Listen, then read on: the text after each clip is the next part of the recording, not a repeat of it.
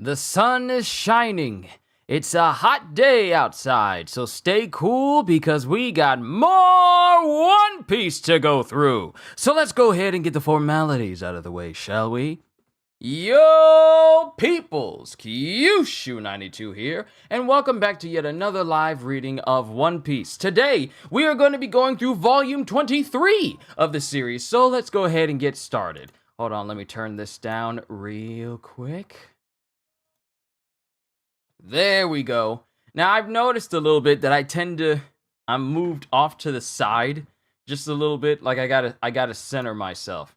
I gotta center myself right here. Because I'd be right here, and then I'm reading, and then I'm way off to the side, so I need to kind of center myself. But it's good to see you, Kohagen. It's good to see you, Ogata. It's good to... Wait, Ogata's not here. Sorry, I just instinctively said that. It's good to see you, Kohagen. Good to see you, Psycho. Good to see everyone here right now. Let's go ahead and get started with volume 23, titled Vivi's Adventure. And let's go ahead and get the whole foreword out of the way. Sorry, I moved some stuff around on my desk a whole lot. Ha-ha! The Story of One Piece, Volume 23. Monkey D. Luffy started out as just a kid with a dream to become the greatest pirate in history. Stirred by the tales of pirate red-haired Shanks, Luffy vowed to become a pirate himself. That was before the enchanted devil fruit gave Luffy the power to stretch like rubber, at the cost of being unable to swim, a serious handicap for an aspiring sea dog.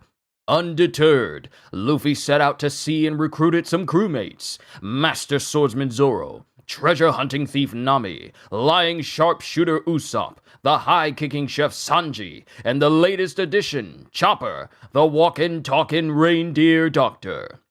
Luffy and crew fight to help Princess Vivi save her war-torn and drought-ravaged kingdom from the evil Sir Crocodile and his evil criminal organization, the Baroque Works.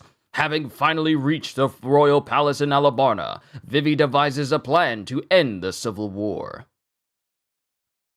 only to be thwarted by the sudden arrival of Crocodile, who reveals his true objective: to get his hands on the most destructive weapon of the ancient world, the Pluton.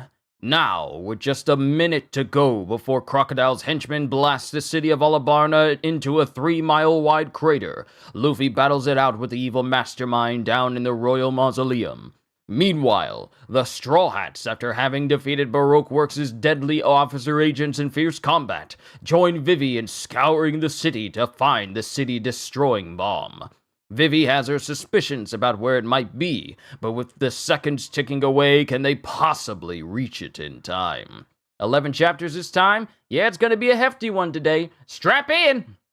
Chapters 206 all the way to 216, so yeah, it's gonna be quite a few chapters. Chapter 206, Ignition!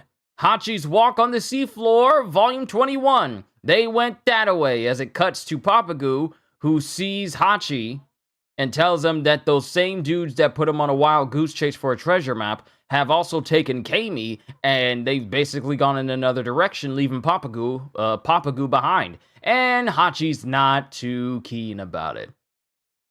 And then it cuts back to the rebels and the whole army. Like, the whole battle is just people screaming. And it cuts to a member of Baroque Works going, Baroque Works? Never heard of it. What proof do you have that such a group even exists? We're good citizens of Alabasta, Navy man. The fog of war must be confusing you if you think we're... And then before this Baroque Works member can even say anything, they all get slashed through by Tashigi. Sergeant Tashigi!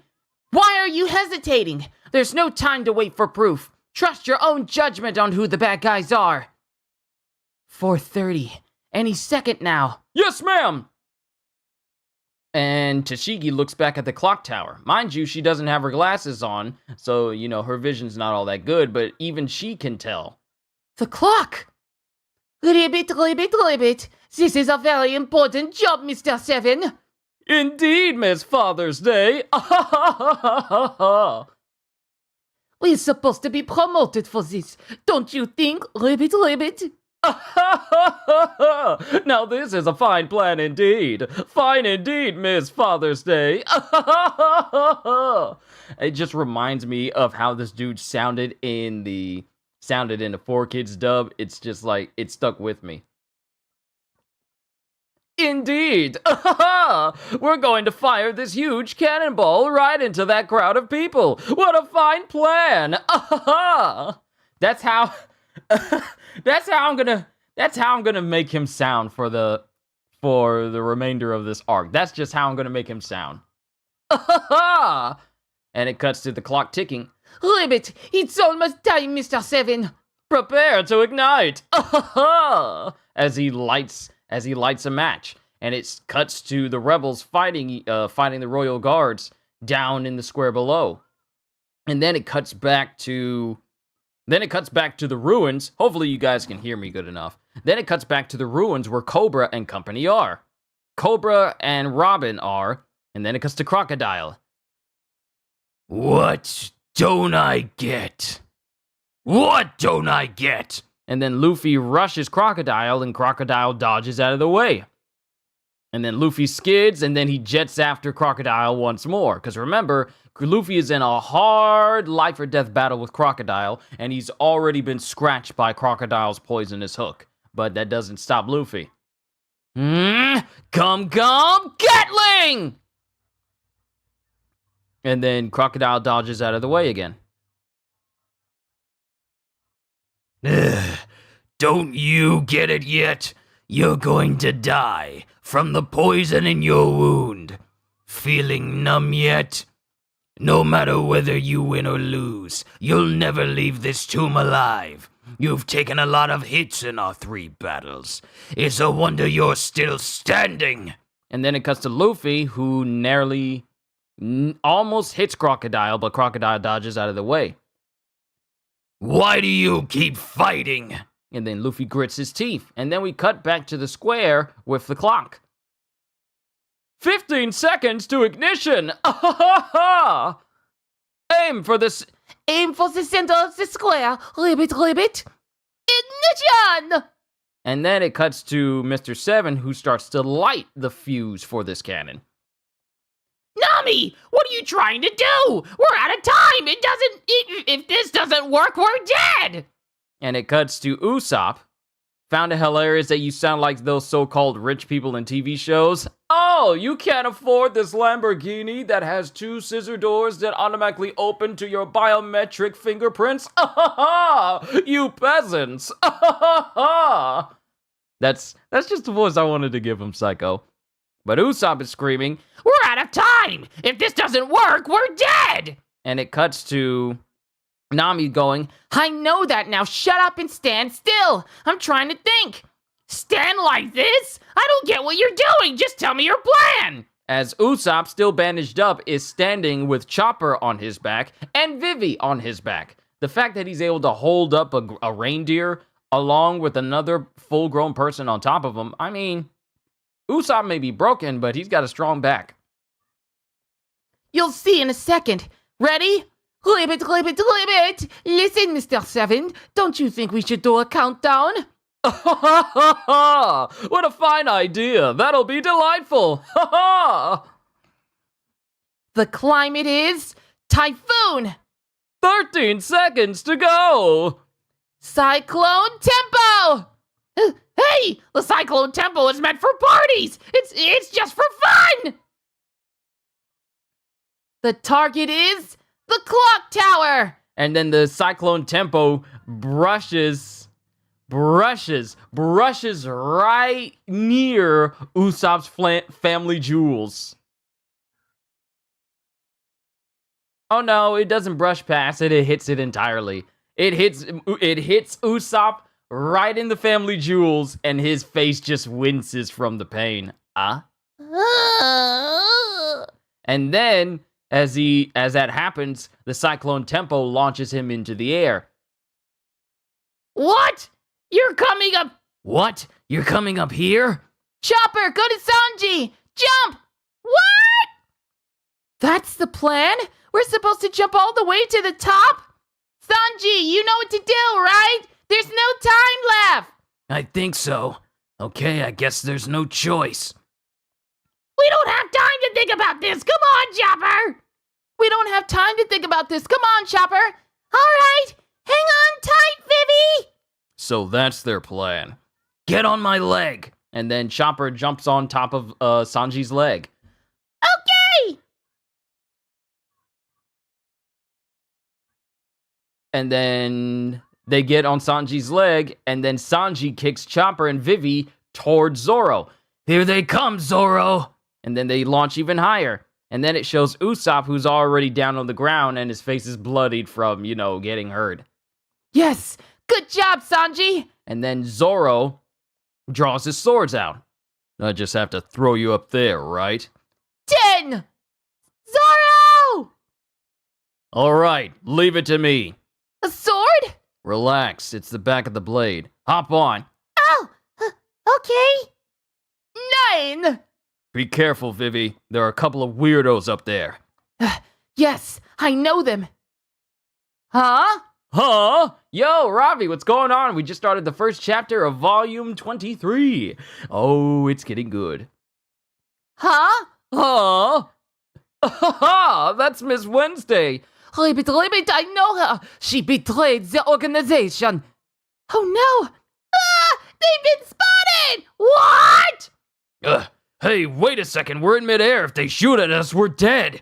And then it cuts to Crocodile back in the mausoleum. This kingdom is nothing to you. You're doing all this on someone else's behalf. Why would you sacrifice your very life? What's a friend or two? Abandon them and spare yourself from all the trouble. Don't be such a fool. And then Luffy just stands his ground. Like I said before, you just don't get it.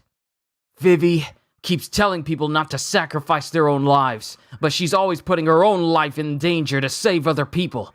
If we don't help her, she'll get killed. You people will kill her. I don't get you. All you have to do is walk away and... I don't want Vivi to die, because she's my friend! And then Cobra just listens to this whole conversation. As long as she keeps fighting to save her kingdom, then so will we! Even at the cost of your own lives. If we die, we die. And then it cuts to Miss Father's Day. Ribbit, gun ready! An unexpected bonus! Yellow gun, ready! Nice. Fine prey indeed. Why, those dirty, they're gonna shoot Vivi! This is bad! Those two are snipers! Chopper, I'm gonna launch you at them. I'll change the direction, but the rest will be up to you. Huh? Me? 7 seconds left! Do something! Goes Usopp. Everyone is just trying to make everything happen. And that's the end of chapter 206. Onwards to chapter 207, but first, we got an SBS. Hello, Oda-sensei. This is the first time I've written to you. The thing is, I can't draw. I don't have an interesting question, and there's no way I'll ever get to meet Broggy. So I just have a request. Please allow me to say the words that everyone is dying to say lately. Here goes. Let's start the question corner. That felt so good. P.S. I'm sure you get a lot of letters like this, but it would really mean a lot to me. Oda! No, thank you. I appreciate your politeness, and thanks for reading One Piece. Alright, let's get started. Reader! Oda-sensei! How do you do, Oda-sensei? Who is he? Who was that Baroque Works agent Sergeant Tashigi cut down at the beginning of this volume? The back of his jacket said, I love Miss Valentine. Huh? Do I have a rival? Is there a Miss Valentine fan club? If so, please let me join! Please! Ms. Letters Day. Oda! Whoa, that was fast. That happened in this very volume on the very first page of the first chapter. Baroque Works has nearly 2,000 agents, so there are all types of people in the organization. Some of them see the officer agents as rivals, but others look up to them. They even have fan clubs. If you're interested, send a postcard with your name, address, and age to the officer agent fan club office at Whiskey Peak. Oh, that's right. Zoro destroyed it. And that's the end of the SBS. But Where did my bookmark go? Hold on. I gotta check and see if mail came by real quick. I'll be right back. Let me get my bookmark.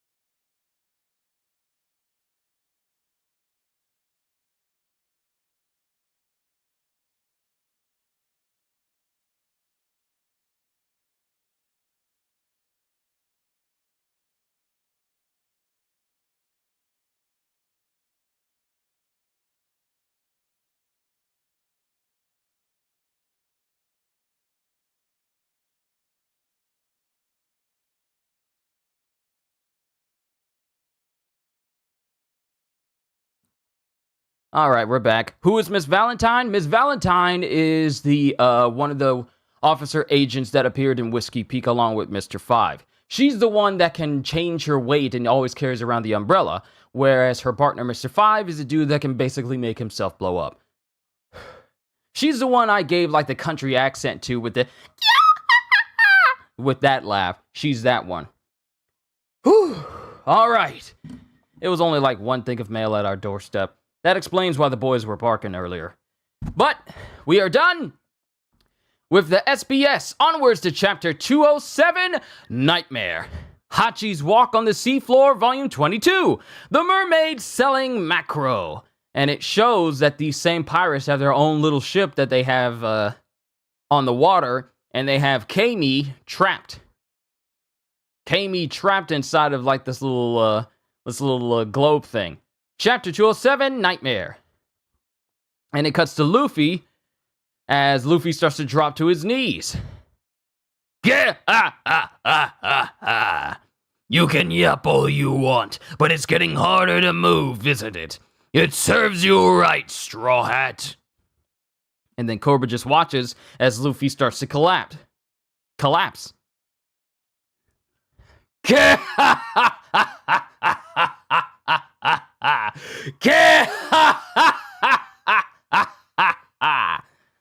And Luffy, seeing Crocodile laugh at him, starts gritting his teeth even harder. As if you could ever defeat me. Ridiculous. No matter how much you care about your comrades, no matter how much you defy me, or try to thwart my plans. If you can't beat me now, then everything you people have done was in vain.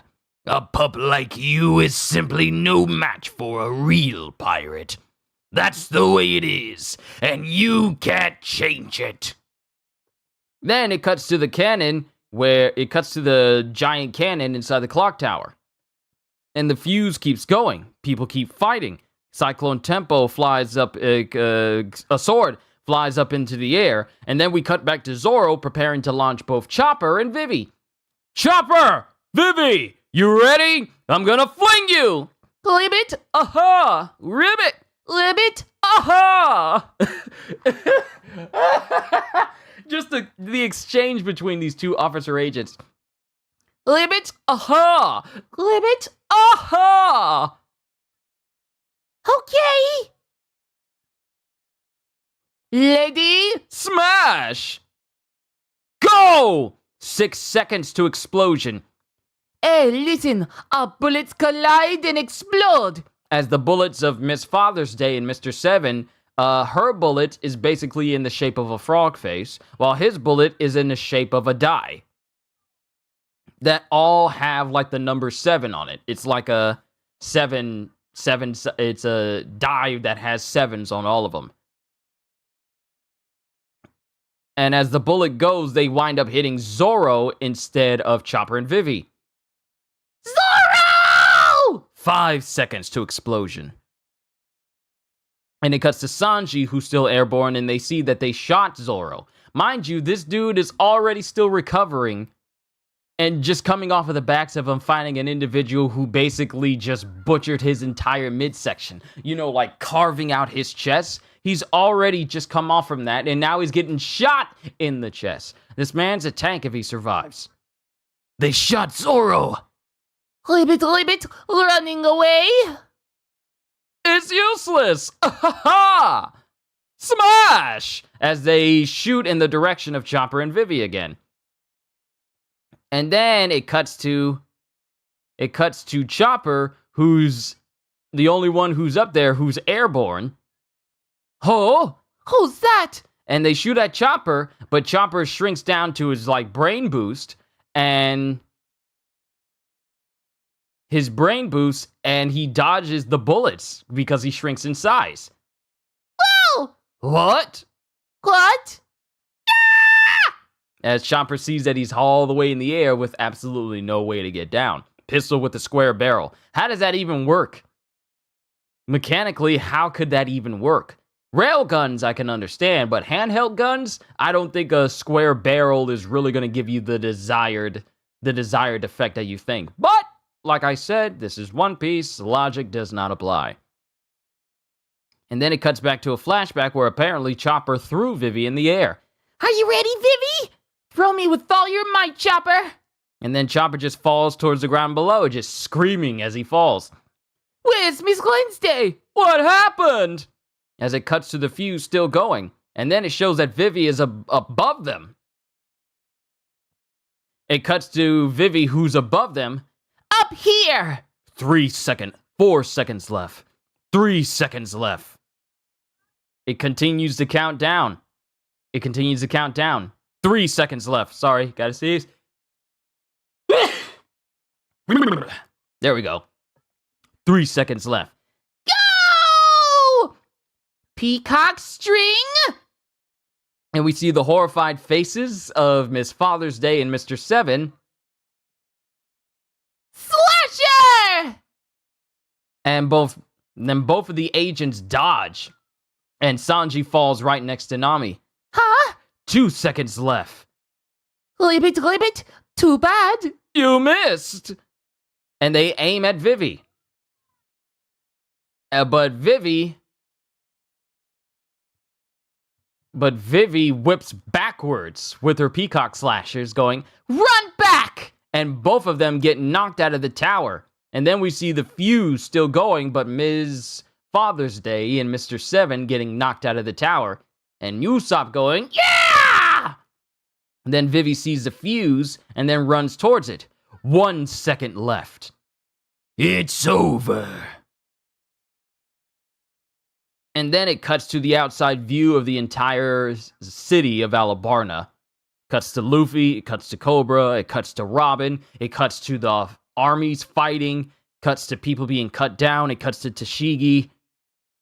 It cuts to an individual who gets up but we don't see this person's face, but I know who it is. Vivi, wanna play? Hey, how did you get in here again? Ah, it's the guard! Run! Lord Chaka, Lord Pell, please do something about those children. And then it cuts to Pell, and this is another flashback. Where are you going, Princess Vivi? To our secret fort. Don't tell, okay? All right, have fun. And then it cuts to the bodies of people who have been fighting in this whole war. Where did Princess Vivi go? Where did Princess Vivi go? I can't say. It's a secret. The clock tower, eh? It's another beautiful day. And then it cuts to real time as we see the bodies of Mr.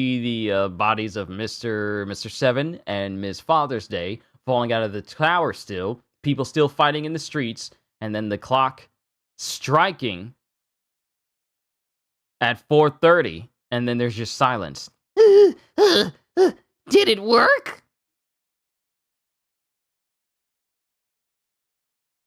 And then it shows that the fuse has been cut by Vivi. The fuse has been cut by Vivi, and it stopped.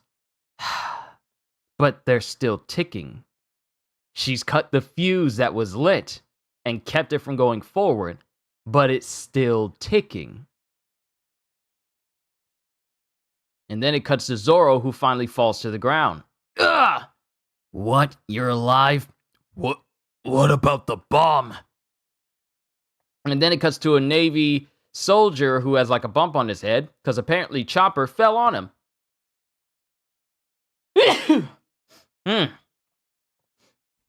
Ugh! What just fell on me? Because, yeah, Chopper fell on this Navy, on this Marine. Yeah, and fell on this Marine, and Chopper is just running away screaming, as he also has like a big, massive whelp on his head as well. What happened? And then it cuts to the Straw Hat crew as they stand there in front of Mr. Seven and Ms. Wednesday, who have finally hit the ground, but they've fallen so deep that they've actually created body imprint craters of them hitting the ground. What happened? Something's funny going on up there, Where's Vivi? goes Nami. You treacherous fiend! You could at least say I'm meticulous, King Cobra. When formulating a plan, you need to anticipate every eventuality. If anything should prevent my people from firing the cannon, the bomb is set to self-detonate. It's just a few seconds more. I'd hoped to fire it into the center of the square, but either way, the damage will be catastrophic. And then it cuts to Vivi. Bad news! Vivi? The bomb is on a timer! It's going to explode anyway! What? And then everyone just gets shocked and they scream out, "What?" And that's the end of chapter 207. Onwards to 208, but first another SBS. Reader, you owe me an apology, Odachi. One big-time apology. You know all the Marimo terms and Mosshead jokes you're using. Well, my name is Mariko, and my nickname since the 6th grade has been Marimo, or Moss in Japanese. But then you had to go and use Kuro Marimo and Mosshead in One Piece. Now that I'm in middle school and ever since the Drum Kingdom arc, kids are saying, "Hey, fluffy Kuro Marimo" to me. What are you gonna do? My life is ruined. Then Oda. What are you saying? You're probably enjoying all the attention, right? If they say that to you again, just hit them back with this. Eat this! Marimo Static Cling! Now go and show them how cool you are. Reader, where did the members of Baroque Works go on their most recent company vacation? Oda, I understand they went to the snow festival in Hokkaido, but they don't like hanging out with each other, so they all traveled there separately. Reader, hello, Orachi, stick your thumb in your mouth and turn around. Made you do a sexy pose. Hee, got you. Oda, hey, did you see that? Man, I look so sexy. Almost too sexy for this book. Whew, that was dangerous. We almost had to change the rating to a T+, ages 16 and up, which I think is like pretty much the rating system for Japan. Reader, no greeting, just a question. Has Miss Golden Week eaten any devil fruit? Ah, here's the answer to the question. And Oda, no, Miss Golden Week's powers are derived not from a devil fruit, but from the power of suggestion. She uses colors to make people feel nervous or weak so that they will be vulnerable to her attacks. So, it's like a super advanced form of Django's hypnosis. But it's like through the power of suggestion and paint. So yeah, this is Oda basically just confirming that Miss Golden Week doesn't have a devil fruit, but she has the super unique ability of being able to influence people just by painting on them. Interesting. Chapter 208, Guardian Spirit. Hachi's Walk on the Seafloor, Volume 23. Octopus Fritter Punch! As it cuts to Hachi, who basically demolishes the entire little tugboat vehicle that these pirates who fooled him earlier, he ends up destroying the whole thing. Yeah. And then it cuts to the clock tower. as Crocodile is just laughing in the background. If you can do this, you can stop the rebellion. If you do that, you can stop the rebellion. Your idealism makes me want to vomit. As Vivi just stares in the barrel of this cannon, and she sees the bomb ticking in the back of the cannon. She sees the bomb ticking in the back of the cannon, and it's getting closer and closer to its detonating time. The truth is, this kingdom is doomed. You can't save it. And it continues to tick as Vivi just stares at it. Crap, it's not fair. We stopped the bomber, but the bomb... It's on a timer? It'll destroy the whole city, all the people, and us. What do we do now? Was all our sweat and blood for nothing? And then it cuts to Vivi, who just slams her hands in frustration. We tried so hard, and for it to end like this. Is there no limit to your evil? Is this all a big joke to you? Crocodile!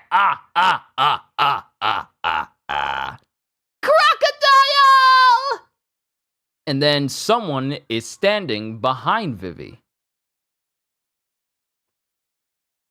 As long as she keeps fighting to save her kingdom, then so will we! And these words are echoing through the mausoleum as Luffy stands back up, to Crocodile's surprise and his anger. I'll never lose to a creep like you. As Luffy stands there bleeding basically everywhere. Is that all you can muster? You're more dead than alive, Straw Hat. You've got nothing left but bluster. You're finished. I'm gonna be king of the pirates! Now you listen to me, brat. Men with a deep knowledge of the sea don't make such claims easily.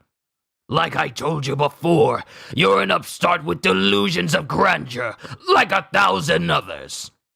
But the more you know about the sea, the more impossible such dreams will be. And he tries to hit Luffy, and Luffy dodges out of the way, blocks his kick, and then redirects his arm, the hook arm, and drives it straight into the ground, causing Crocodile's hook, his poison hook, to break off completely.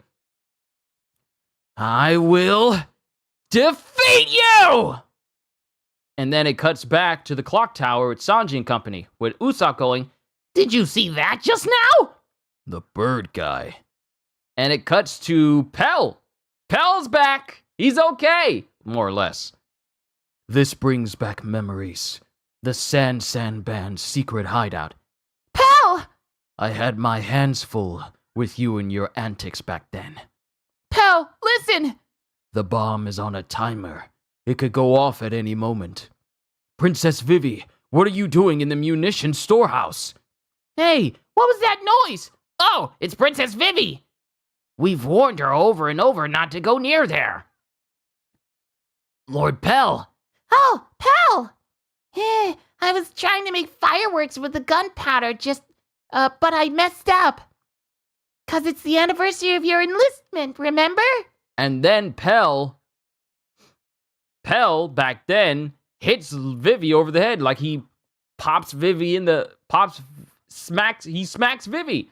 Ah! He struck the princess! And then Vivi falls and she rubs her face looking at Pell. How many times must you be told? You are never to go near this place. Pell, why, you insolent fool, how dare you? You'll be dismissed! Dismissed! Wait, Igaram. Let him be. And then it cuts to Pell, who kneels in front of Vivi. And Vivi looks like she's on the verge of crying, but then so does Pell as he goes, If anything were to happen to you, my heart would break. Lord Pell! And then it cuts to Vivi, who's sitting in a room. And then an even deeper flashback. Higher! Lots higher! You must never breathe a word of this to the king, princess. Yay! It's so fun! The king commanded me never to take you flying. Fine. Then I'll never forgive you for what you did today. Ugh. Besides, you said you'd do anything I asked. And it shows that Pell, in his bird form, takes Vivi flying, even though, the king doesn't know. And it just cuts to Vivi enjoying herself during these flights. Pal? Yes? Why are you always training for battle? We are the guardians of this kingdom. We have to be ready to fight. But who are you going to fight? Well, we're preparing to defend, not to fight. What's the difference? The intention, I suppose. Strange. And then the flashback ends. And it cuts back to the bomb still ticking. Princess Vivi, serving the Nefeltari family has been the greatest honor of my life. And then Pell turns into a bird and he starts to pull the bomb out of the cannon. And then it cuts to Pell, who gets outside of the clock tower and he starts flying, with everyone just staring at what he's about to do. And he starts flying higher and higher. And then it cuts to the courtyard of the royal palace, where it shows a bird statue that managed to survive crocodiles, ground secco, and ground death. It shows it, a bird statue, and then it starts to crack as Pell starts to fly higher and higher into the air as time starts ticking, and it gets closer and closer to the detonation time of the bomb. I am the guardian spirit of Alabasta, the Falcon. The enemies of the royal family shall be destroyed. As Pell thinks these thoughts, we just see a massive explosion pretty much encompass the entire sky, with a shockwave so strong it even knocks portions of buildings off of their foundations. The bomb goes off, and the whole air implodes. And the force of it breaks windows, large wind gusts sweep through the city, and that's the end of chapter 208. Man, to read these chapters, okay? To read these chapters. Whew. Onwards to chapter 209, but first another SBS. Reader, in the chapter title page series, Kami the mermaid and Octopaco the fishwoman appear. What exactly is the difference between the merfolk and the fishmen? Oda, you see, merfolk are fish from the waist down, and the fishmen are fish from the waist up. Here's an example using an octopus. And it shows that there's an octopus fishman would be basically just like Hachi. Everything from the waist up would be fish-like. Whereas a merman, everything from the waist down would be fish-like. Mainly like a big old, flippers down at the bottom. As for differences in personality, merfolk are nice to fish, and the fishmen want to rule over them. I guess that's it. Of course, their habitats differ as well, but more on that when the fishmen show up again in the story someday. Reader, in a question corner back in volume 20, you said that Sanji's left eye was one of the 7 mysteries of One Piece. What are the other 6? If you don't tell me, I'll do an out-of-the-back attack on you. The whole town just got almighty pushed. For the most part, the only difference is it didn't happen at ground level. It just happened in the air. But the explosion was so large, it might as well have been close to the ground. What are the other 6? If you don't tell me, I'll do an out-of-the-back attack on you. Blatant fool. Oda. Right, I'll list them right now. Let's see. The 7th mystery is a mystery. The 3rd mystery is the 6th mystery is a mystery. The fourth mystery is the 5th mystery is a mystery. Geez, so many mysteries. Sorry, let me give it some serious thought. Fat chance. What, really? Reader, in a question corner in volume 20, I was surprised to learn that One Piece is sold in Taiwan. I understand that Nami's name is written in Chinese like this. Can you tell me the kanji for the other main characters and Vivi? Oda, we've been getting a lot of letters about the foreign versions of One Piece, so I've been thinking of compiling the data and dedicating a page to it. So please be patient. Actually, One Piece is published in many different countries, including the United States. Thank God. Chapter 209, I Will Defeat You. Hachi's Walk on the Seafloor, Volume 24. But we didn't trick you. Because apparently, Hachi came back and he beat up those same pirates who took Kami.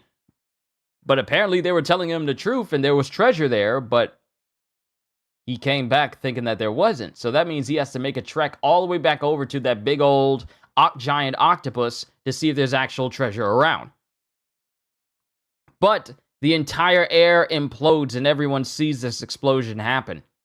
And everyone is swept back by it. And then there's silence as the clouds have been parted from this explosion and Vivi can only just watch on.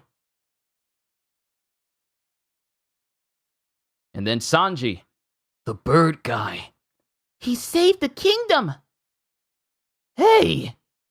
No way! And then it cuts to members of the rebels and members of the Royal Army who have momentarily stopped.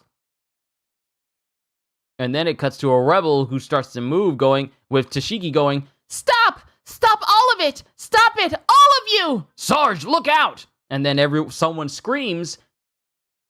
And then it cuts to back to a flashback with Smoker as he goes, Pay close attention to what becomes of this country. What? Whenever events like these occur, history is about to be made. And then it cuts to the rebels and the Royal Guards who go right back to fighting again. This is madness. Why? Why won't they stop? Goes Tashigi. And the rebels, both armies just continue to fight. Stop!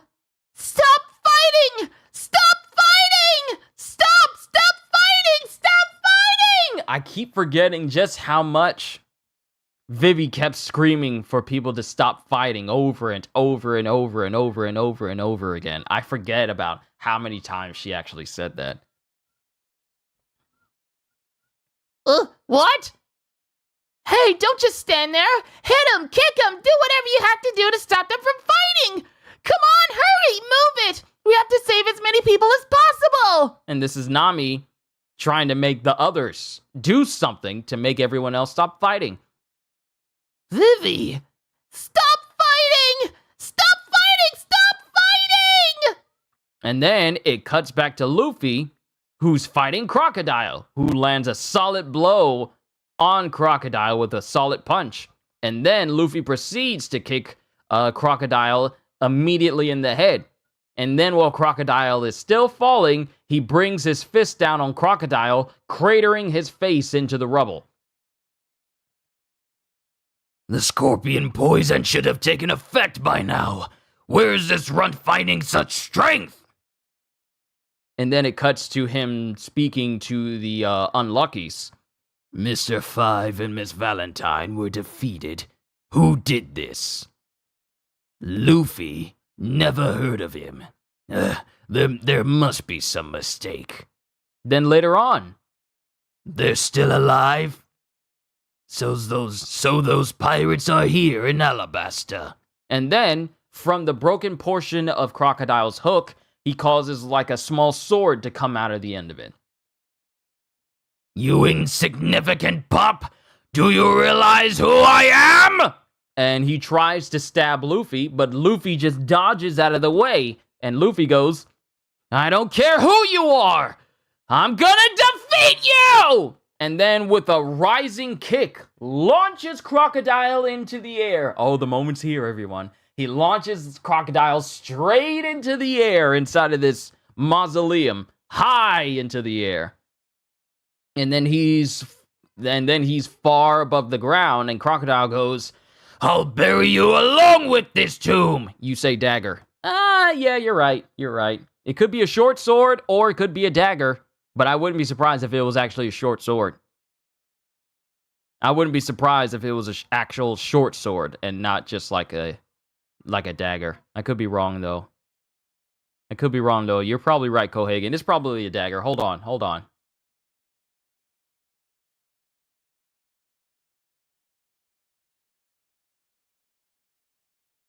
Let me pull it up. Is it actually a dagger?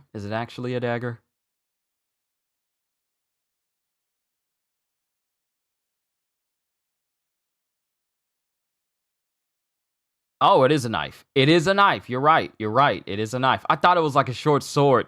My memory of it, whether it being an actual sword or dagger, is very, very askew. Yeah, in the unlikely event that the hook becomes damaged, there's a knife hidden underneath that can be ejected and used in its place.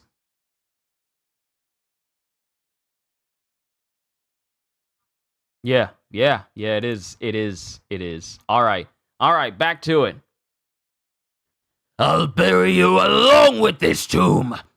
Sabers Pesado! And he launches this condensed sandstorm at Luffy. Now, the thing about Sable's Pesado is, and I kind of want to bring this up. Especially when it comes to devil fruits that I don't explain all that often. Let's see. Sable's Pesado. All right, so the thing is, Crocodile launches the sandstorm at Luffy. Crocodile gathers a swirling mass of extremely dense sand in his hand and then hurls it at his opponent, causing a massive shockwave upon impact. Now, if you were to see this in the anime, it would shoot out like electricity shockwaves as well, which is just like an aspect of the attack as well. But Sable's Pesado! And the whole area just erupts in a massive shockwave, but Luffy just endures it. Then it cuts to the ruins crumbling even more, and then Luffy swells his body up with air, and then he swells up, and then he starts twisting his body around in different sections, and then Crocodile's just looking at him, and Luffy just blows all that air out, and Luffy goes sailing towards Crocodile with extreme speed. Gum! Desert Storm! Spada! And Crocodile launches these 4 long, sharp blades of sand at Luffy. And as Luffy's fist gets closer and closer, Luffy's bloodied fist dissipates the attack itself. And his fist goes straight through it. And the next thing you see is just a big, almost double spread panel of Luffy just pummeling Crocodile into the roof of the ruins with no loss of momentum, no loss of power. He's just spinning in place, still airborne, and just pummeling Crocodile into the roof with a flurry, an endless multi-shadow clone jutsu's worth of blows just all over. And Luffy lets out one final scream. We see the entire upper area of Alabasta being shook from the force of this attack to the point where it gets to where the ground itself starts to give way and then burst open as Crocodile gets launched all the way into the sky. Did Crocodile always have that hook hand, or did he lose his hand in an accident? I always wondered why he has a hook for a hand. He lost it during some altercation. We don't know when he got it. Some people may think it was when he encountered Whitebeard. Others think it was some other thing, but we don't know exactly when Crocodile got that hook for a hand. No one knows. No one knows when he got that hook for a hand. But ever since he's been introduced, he's always had it. But we do know that he lost it somehow. We just don't know what. But the attack ends with Luffy launching Crocodile high into the air with enough force to almost crater a section of the town from the force of him just beating up on Crocodile. And Crocodile is just left airborne. It wasn't mentioned. Exactly. We don't know. But that's the end of chapter 209. It ends with Crocodile being launched high into the air. And then we move on to chapter 210, Zero. Hachi's Walk on the Seafloor, volume 25. The legendary sauce is found inside the top of a grade A ingredient.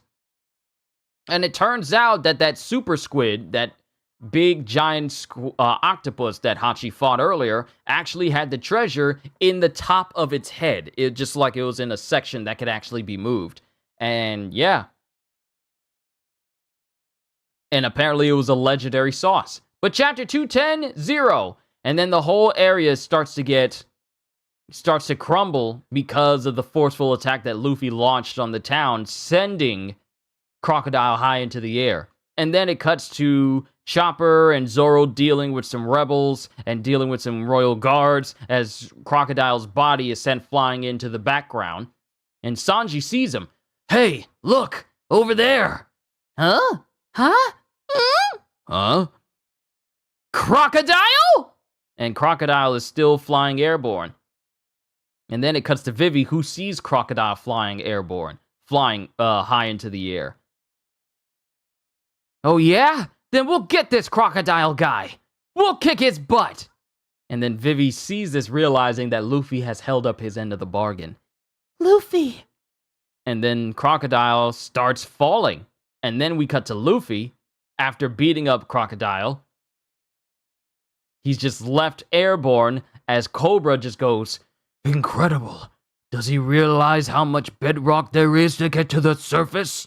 So it just shows you just how strong Luffy is during this time. Strong enough to beat a person straight through solid bedrock. And who knows how many feet of bedrock was actually between Crocodile and the surface. We don't know how much, but we know it's extensive because they're deep underground. And Luffy punched Crocodile all the way through it,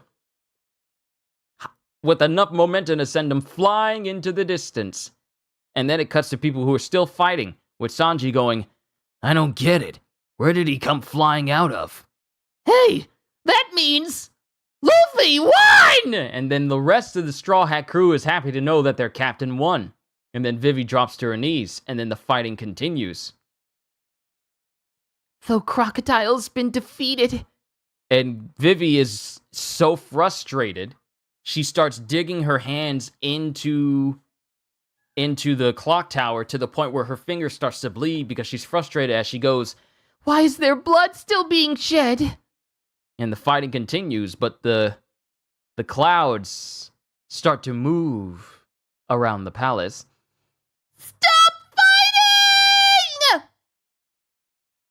And then the wind howls, and then it cuts to the sky, and then it shows something falling closer and closer and closer and closer to the city until it gets to the area where the Royal Guard and rebels. And then it cuts to a hand going out, and it's Koza who's putting his hand out. Koza! You feel it? What?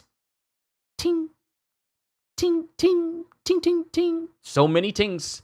So many tink. Paul little tink tink. So many tinks are happening. As Koza realizes, Trust in the king, Koza. It will rain. The fighting will end. As it cuts to rain. It's finally raining in Alabasta. And then Tashigi notices, Rain? The madness has subsided. They're lowering their weapons. And then after that, Crocodile promptly falls in the midst of everybody. And then Luffy promptly falls down to the bottom of the ruins. And it cuts to Cobra, who sees Luffy. You, boy! And then it cuts to Vivi, as she screams out, Don't fight anymore! And then everyone stops fighting. The rain is clearing away the smoke. And then all the rebels and all the Royal Guard look in a direction of where Vivi's voice is coming from. Vivi's voice. Reach them. And then weapons start falling towards the ground. And then it cuts to rebels and Royal Guards going, Princess Vivi! It's Princess Vivi! Vivi! I thought she wasn't here! Sir Crocodile! What happened to him?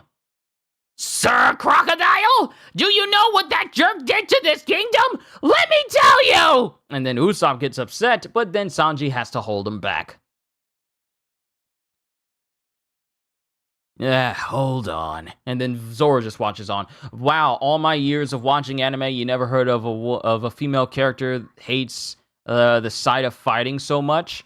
There's a few of them, But Vivi's up there to the point where it's not that she doesn't hate that she hates fighting. She just doesn't want the people of her kingdom fighting each other. That's the reason why she's so against it. She doesn't want anyone to die. She doesn't want her very own subjects, her own people, getting harmed. It's not the concept of fighting that she hates so much. It's the concept of fighting amongst her own citizens that she hates so much. So it's really just for this. Other than that, she ain't scared of fighting. I mean, clearly, in this whole arc, she is not scared to run hands with anybody. Sir Crocodile, do you know what that jerk did to this kingdom? Let me tell you. Hold on. Rain will fall once again. The nightmare is finally over. And as it rains on everyone, it also rains on Crocodile, who's just completely unconscious and bloodied all over from Luffy working them ribs. Then it cuts to the ruins as Cobra asks, "You have my thanks." And then Luffy just smiles and goes, "It was nothing." And then the ruins continue to fall down to the point where they cave in, and the whole area where the ruins are under, they pretty much cave in as well. And that's the end of chapter 210. Onwards to chapter 211. But before that, we got another SBS. Reader, Shuensei, wait a minute. Sensei, wait a minute. If Mr. 7 became Mr. 6, what would he look like? Oda, oh, if you were promoted, you mean? Well, Mr. 7 does have a face that shows he's Mr. 7. Maybe something like this. He looks so different that might work if he were Mr. 9, too. And it shows Mr. 7, whose body is fashioned in a way where all over his body, eyebrows, glasses, nose, even his mouth are shaped in the number 6. I was about to say the letter 6 again. In the number 6. Reader, hello, Oda-sensei. I have a question about Vivi and Zoro. Ta-da! Why does Vivi call Zoro Mr. Bushido? Da-dum! I'm super curious. Please tell me. Bye! See you in a million years! Mr. Potato. Oda! You know how sometimes you give a friend a weird nickname and it sticks so you can never take it back? I guess it's like that. It would seem strange if she suddenly started calling him Zoro, right? I think Vivi will be calling Zoro Mr. Bushido forever. Reader, Oda-sensei, I enjoy both the manga and anime for One Piece. By the way, there's something I've been wondering about. What is the liquor that Dr. Kureha drinks? The label says ume, which is plum in English. But what kind of drink is it? Chopper's picture is on my cell phone. Oda, it's plum wine. Homemade plum wine. And that's the end of SBS. Chapter 211, King. Hachi's Walk on the Seafloor, Volume 26. Now that I've got Marco's treasure too, there's no way she'll turn me down. And it cuts to Hachi, who's not only dragging down the giant squid, but apparently there was a ton of treasure inside the cap of the giant squid, along with that special legendary sauce in it too, as Kami and Papagu follow after him.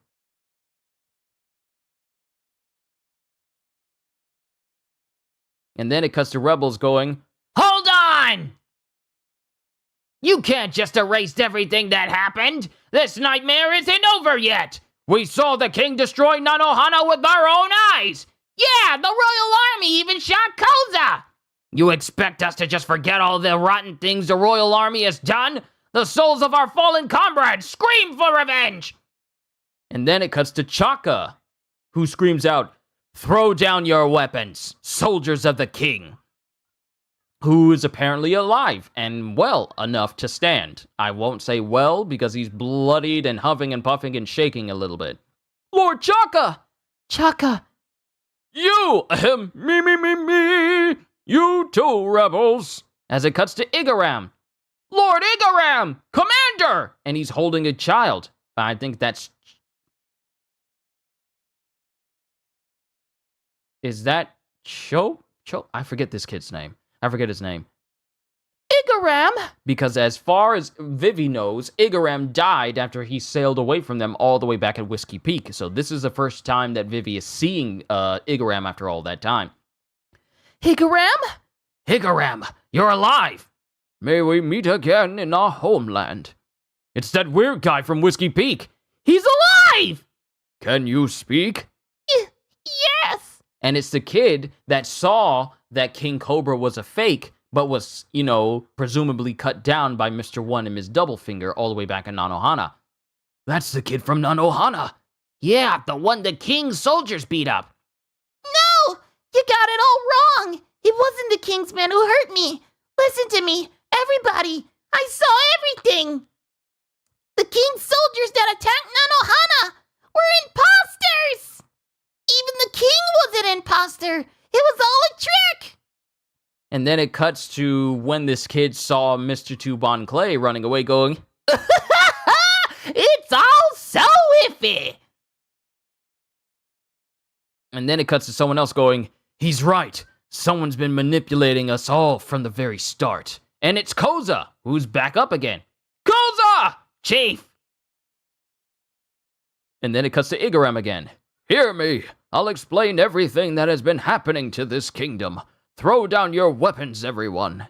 And then everyone just drops their weapons. And then Vivi makes her way down from the clock tower into the streets down below. Oh, this is reaching such a nice end. Princess Vivi! You guys, where are you? And then it cuts to her. I guess she's trying to find the Straw Hats, but they're not around. Hey, come on, get up and walk. I can't! I have the if I take another step, I'll die disease! Then stay here. Wait! As it cuts to the Straw Hats walking through the streets by themselves. Oh. Hey, I'm not a sack of potatoes! As it cuts to Zoro, who's just dragging Usopp behind him. Oh, there he is. And it cuts to King Cobra, who's carrying Luffy on his back. Who are you people? That guy on your back? He's our friend. Thanks, we'll take him off your hands now. Then you must be the pirates who brought Vivi back to Alabasta. Huh? Who are you, mister? And then it cuts to Vivi. You guys! Papa? It's Vivi! Papa? You're Vivi's father? Goes Sanji, surprised. And then it cuts to Zoro. So you're the king. I was prepared to die, but this young man saved me. Even after the battering he suffered in his duel with Crocodile, he carried 2 people out of the rubble. His strength is extraordinary. And then it cuts to Usopp, who goes, Then the poison is out of his system? It's been neutralized. Then the poison is out of his system? It's been neutralized. But he needs medical attention. You all do. Never mind that. Vivi, go ahead. Huh? Go back to the square. And then Usopp. It's like Naruto giving Rock Lee the nickname Bushy Brows, and Rock Lee can ignore or take it back, but accept it. Yeah, it kind of works that way. Go back to the square. Then Usopp. He's right. The rebellion is over, but until the king and the princess address the people, the celebration can't begin. Right. And I'm going to tell everyone what you did. Sorry, Vivi, you can't do that. We're notorious pirates, remember? We can't get mixed up in politics. And then it cuts to Chopper, who goes, I'm hungry. And then Nami. We'll just go on ahead to the palace. We're exhausted. And then Vivi just nods. And then Cobra kind of smiles. And then both the king and the princess walk away as Sanji sways, his cigarette drops from him, and everyone drops. Everyone drops because they're all dead tired. And then it cuts to someone going, Yes, I see, Captain Smoker. This has to be Tashigi. So Sir Crocodile was behind everything? But how? It's hard to imagine. And then it cuts to the Marines, who walk in and they surround Crocodile. We've recovered a rain-making ship registered to the Baroque Works Corporation, loaded with dance powder. As the leader of the criminal organization Baroque Works and one of the 7 warlords of the sea, Sir Crocodile. Where is he? Where is the Croc? As it cuts back to Luffy talking to Tashigi earlier. And then she stands there in front of everyone. She goes, Navy headquarters, under direct authorization from the world government, revokes your license to seize enemy ships and strips you of all rank and authority forever. And then you hear a as they all aim their guns at Crocodile, and then some other Marines start to round up the members of Baroque Works. Then it cuts to the Supersonic Duck Squadron, and we see Karoo, and they're all just looking up at the rain. We cut to Miss Merry Christmas, down and out. Lasso, down and out. Mr. Four, down and out in the desert. Then we cut to the back alley, and we cut to the back alley and the main square, the main streets and the back streets, as we cut to an unconscious Miss Doublefinger and an unconscious and beaten Mr. One. Then we cut to another building as Mr. Two Bon Clay is still up and about, and he's still making his way through the streets. Just you wait! Then we cut to Eyelashes, who's peeking around the corner and steadily looking on. And then it cuts to Koza. How can we ever make up for what we've done? Chief. I don't know what to say to them. And then Cobra comes in and puts his hand on Vivi, because Vivi is the one who said that earlier. And then Cobra speaks. We all have regrets. That's only natural. It's also natural for us to feel sorrowful. The king! We've suffered terrible losses and gained nothing in return. Your Majesty! Your Majesty, goes Koza. But we must now move forward. We must all strive as best we can to put this tragedy behind us. No one can undo the past. We must overcome this war's tragedy and live! And this resonates with everyone there.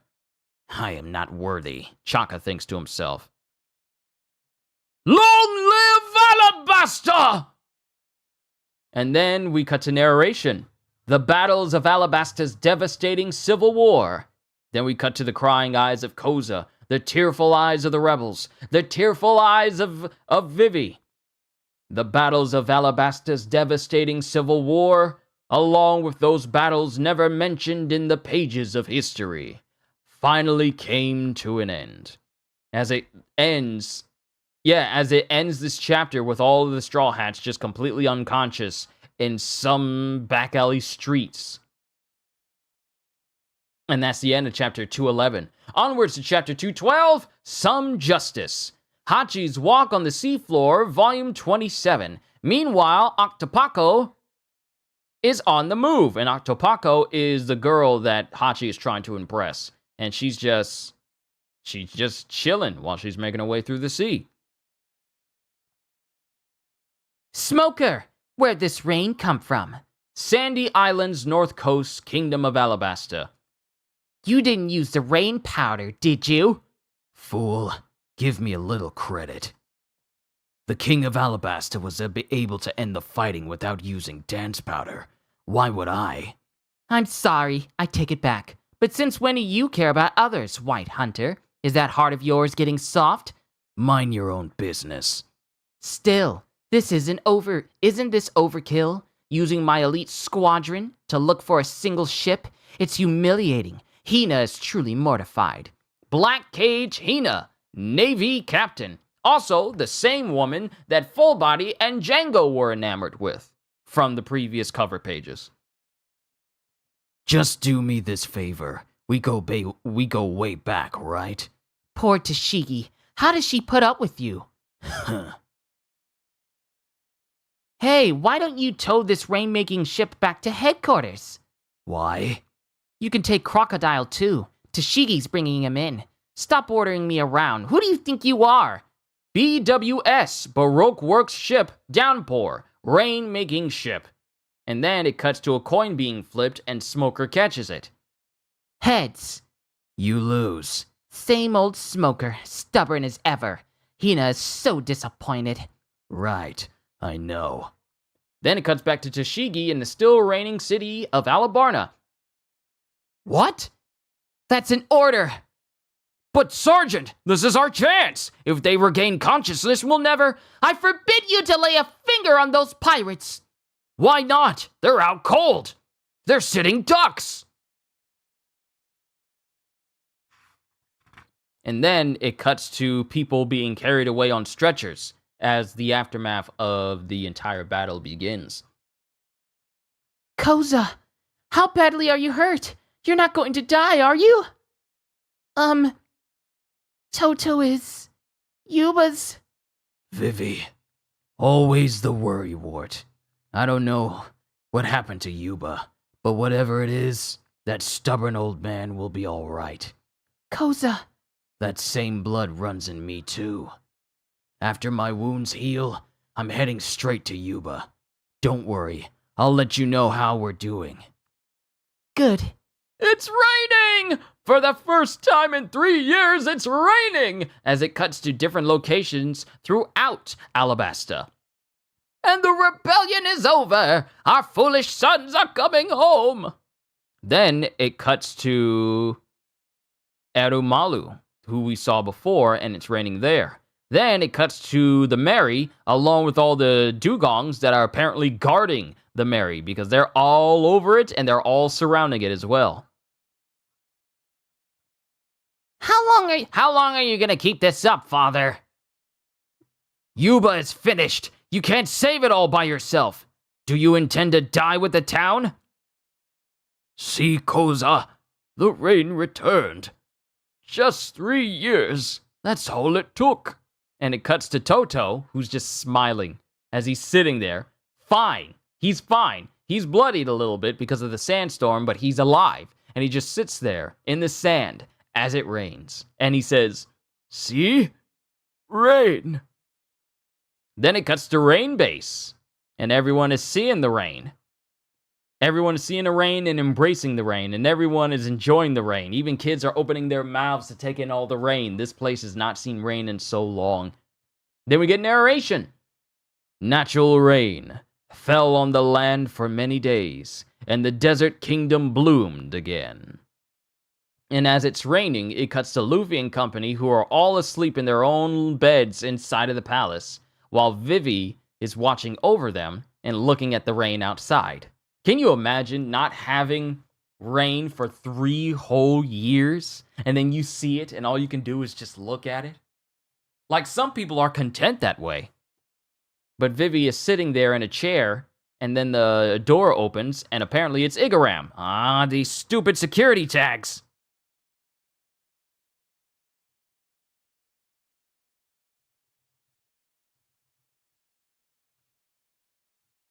This thing wants to be difficult and not be pulled up from the page. Sorry. I gotta move slowly, because I don't want any harm to come to it.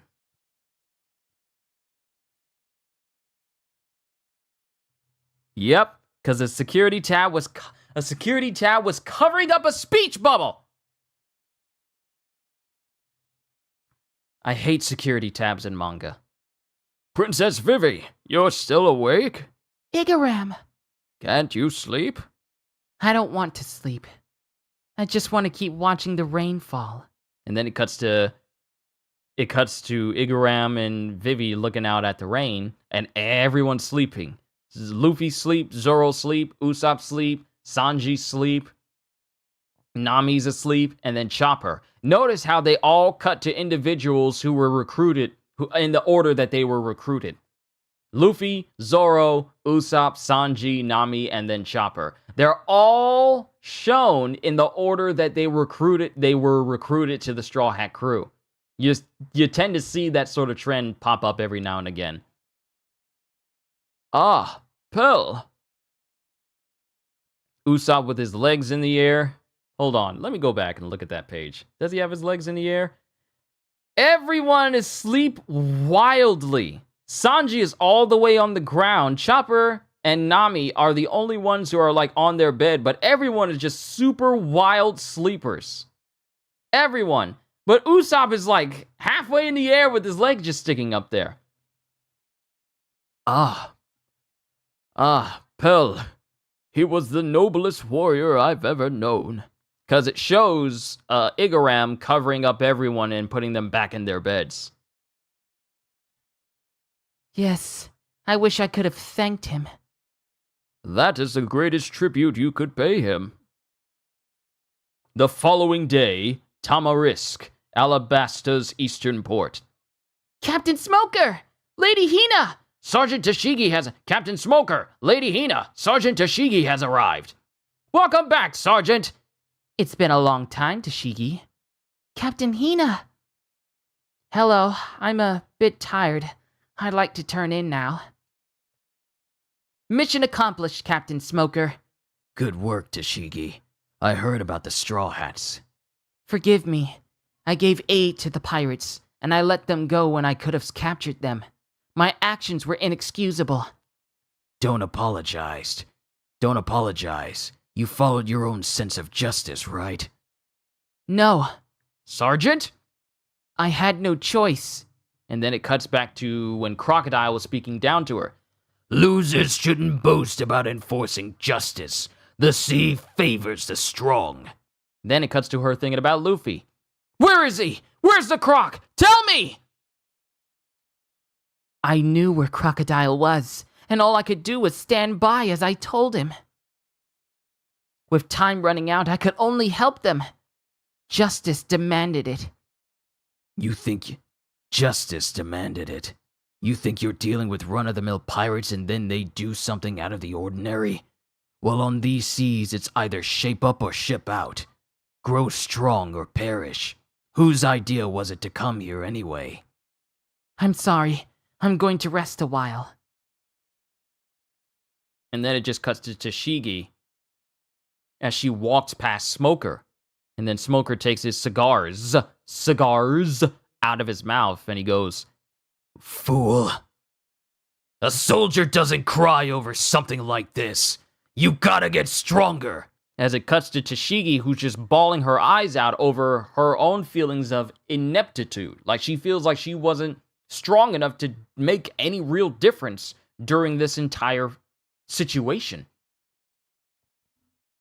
And then she grips her sword, and all of her fellow Marines go, Sergeant! And then Tashigi screams out, I will! And then Hina doesn't say anything, and Smoker just doesn't say anything either as she goes to her room and slams the door. Then it cuts to Smoker.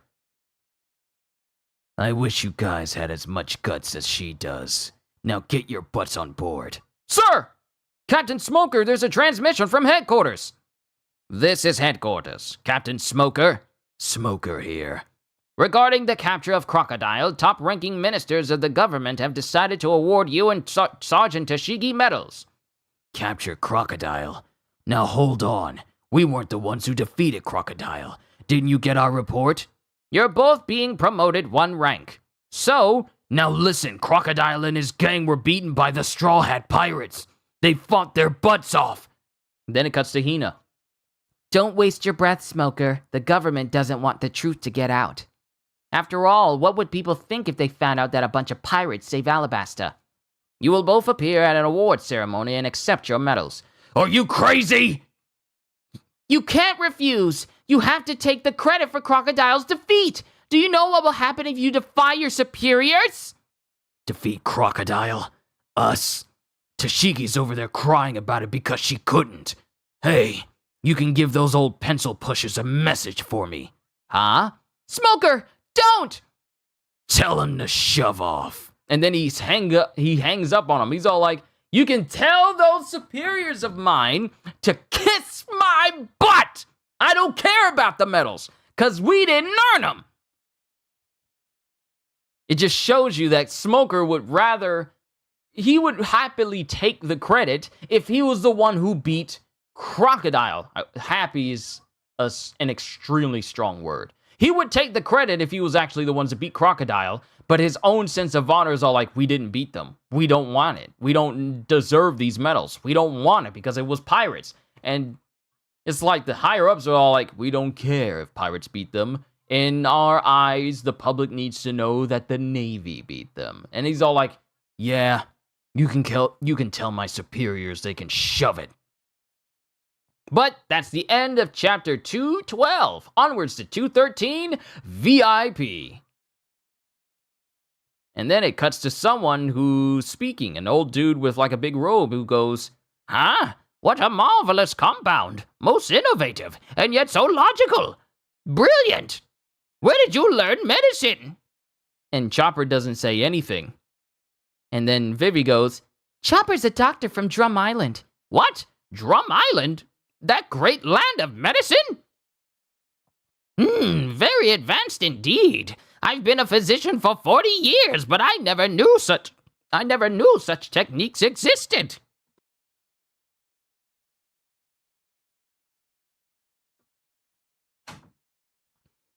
I've been a physician for 40 years, but I never knew such techniques existed. Shut up! Quit gawking at me, you fool! Okay, you're starting to like Smoker? Shut up! Quit gawking at me, you fool! Go away, jerk! Should I take that to mean, why don't you sit and have some tea while you watch me work? I think so. You're a genius! Shut up! And then it cuts to Vivi, who's carrying some water and wiping down different members of the Straw Hat crew, while Karoo is there watching Vivi take care of who appears to be Luffy. And then it cuts to the city streets, and then it cuts to reconstruction going on. Hey, I need some boards! I need some over here too. I have extras, you're welcome to them! These people sure are tough. That's because the princess is so beautiful. There's a connection? Sure. What the? Look at this hole! Something smashed its way through one house after another! It's like someone kicked through the walls! Let's see what's over there, Usopp. Because it turns out that this same building this person's talking about is also the same building that Sanji kicked through in order to get to a shortcut back to the rest of the Straw Hat crew chapters ago. And then it cuts to a distance where it cuts to Zoro, who's doing some weight training as he holds boulders on his arms. Like he has literal boulders that are bigger than him. He's just holding out his arms and lifting them. I forgot to get my trumpet out of the front seat of that car. I forgot to get it. Hold on. I gotta get my trumpet out. Hold on, I'll be right back.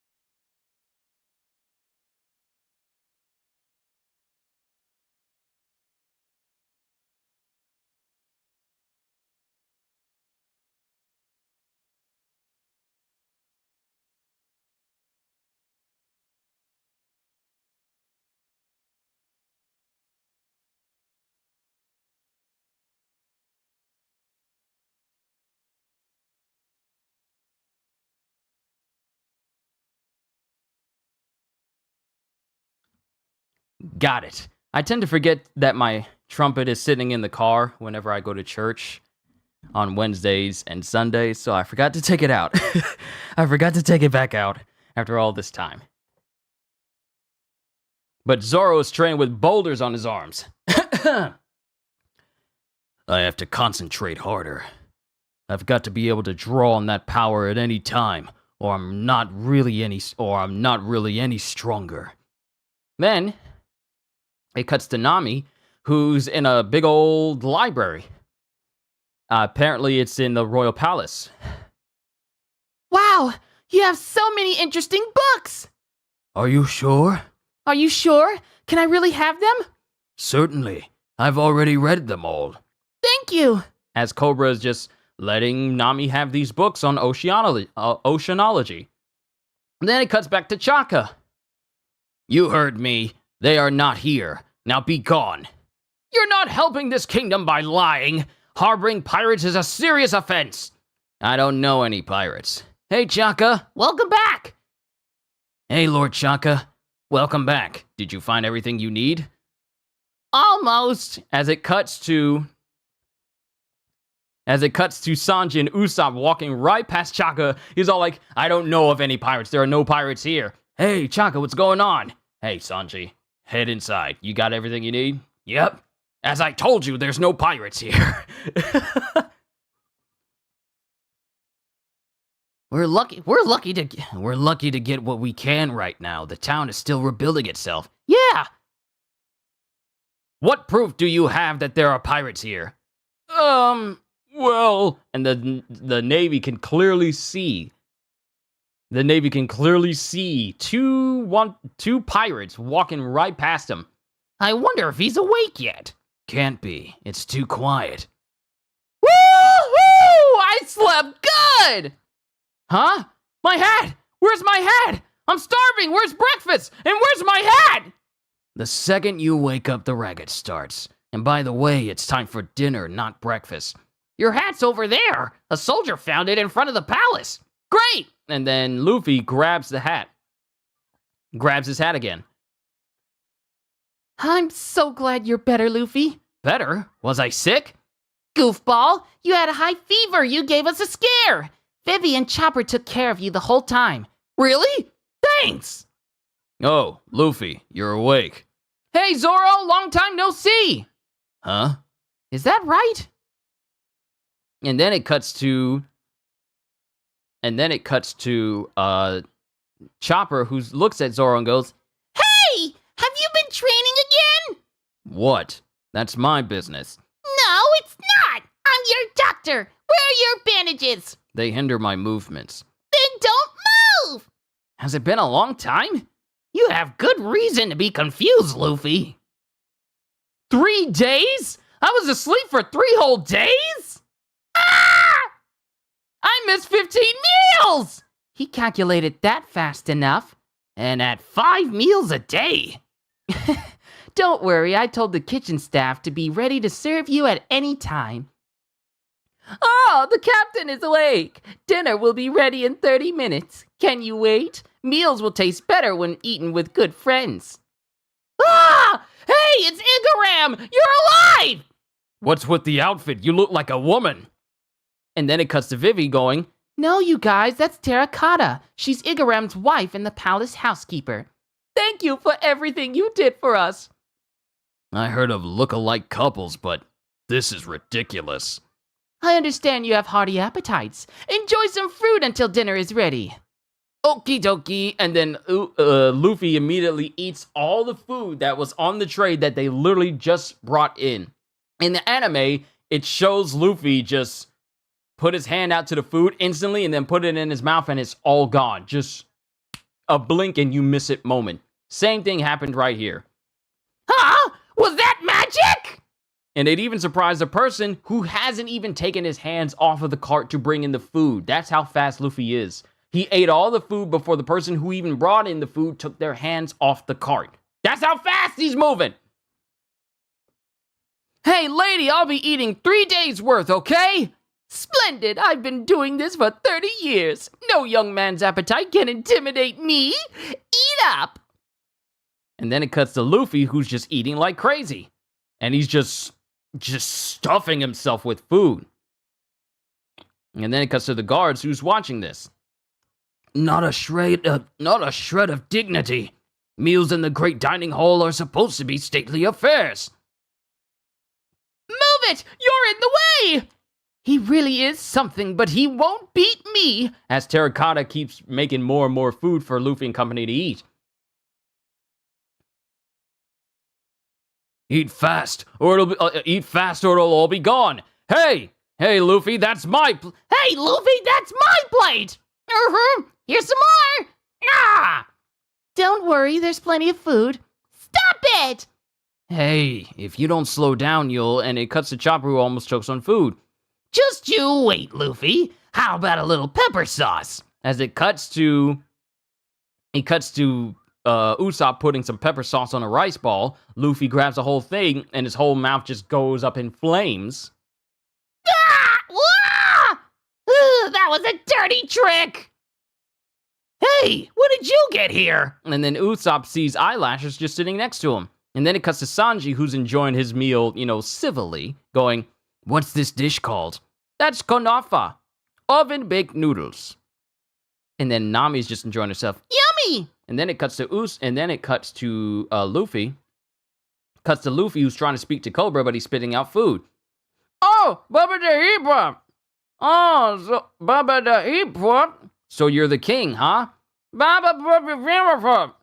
Then that means you're Vivi's dad. I'm translating as this panels are. What? Right? And he's eating so much that food is flying out of his mouth, and he picks up those same pieces of food that flew out of his mouth and puts them back in. Well, we can chat after dinner. Okay, and then he just starts slurping up all the food just like he's Kirby. And then it cuts to Zoro. Can we get more drinks? Water over here! As it cuts to Chopper, who was apparently eating too fast and he started choking on his food, just like Sanji warned. What a noisy bunch. How vulgar. They're animals! And then it cuts to everyone eating their food, and it cuts to Vivi, who's just laughing like crazy. How can Princess Vivi laugh about that? And then as these guards are watching everyone eat, they can't help but start laughing as well as the Straw Hats just go crazy, and then everyone starts enjoying themselves. Everyone starts enjoying themselves at the dinner table. Usopp and Luffy are palling around. Everyone is having fun. Igaram is laughing. The king is laughing. Chaka's laughing. Terracotta is sweating because Luffy's really putting her through her paces for cooking.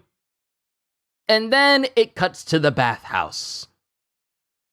Wow! These are the great baths, the pride of the palace. Normally, we only use them during the rainy season. Incredible! It's beautiful! I'm first! No, I am! As Luffy and Usopp head towards the bath and they slip and fall.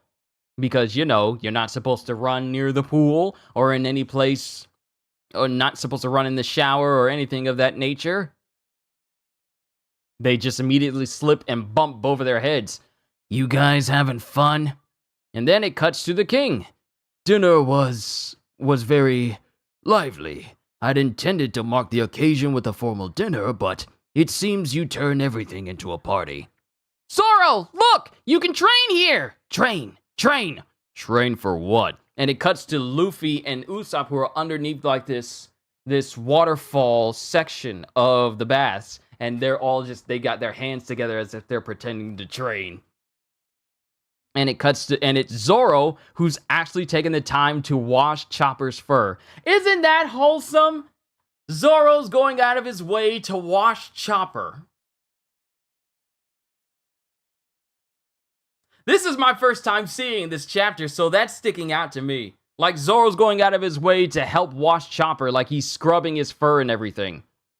Train for what? And then it cuts to Sanji, who goes, So, where's the women's bath, huh?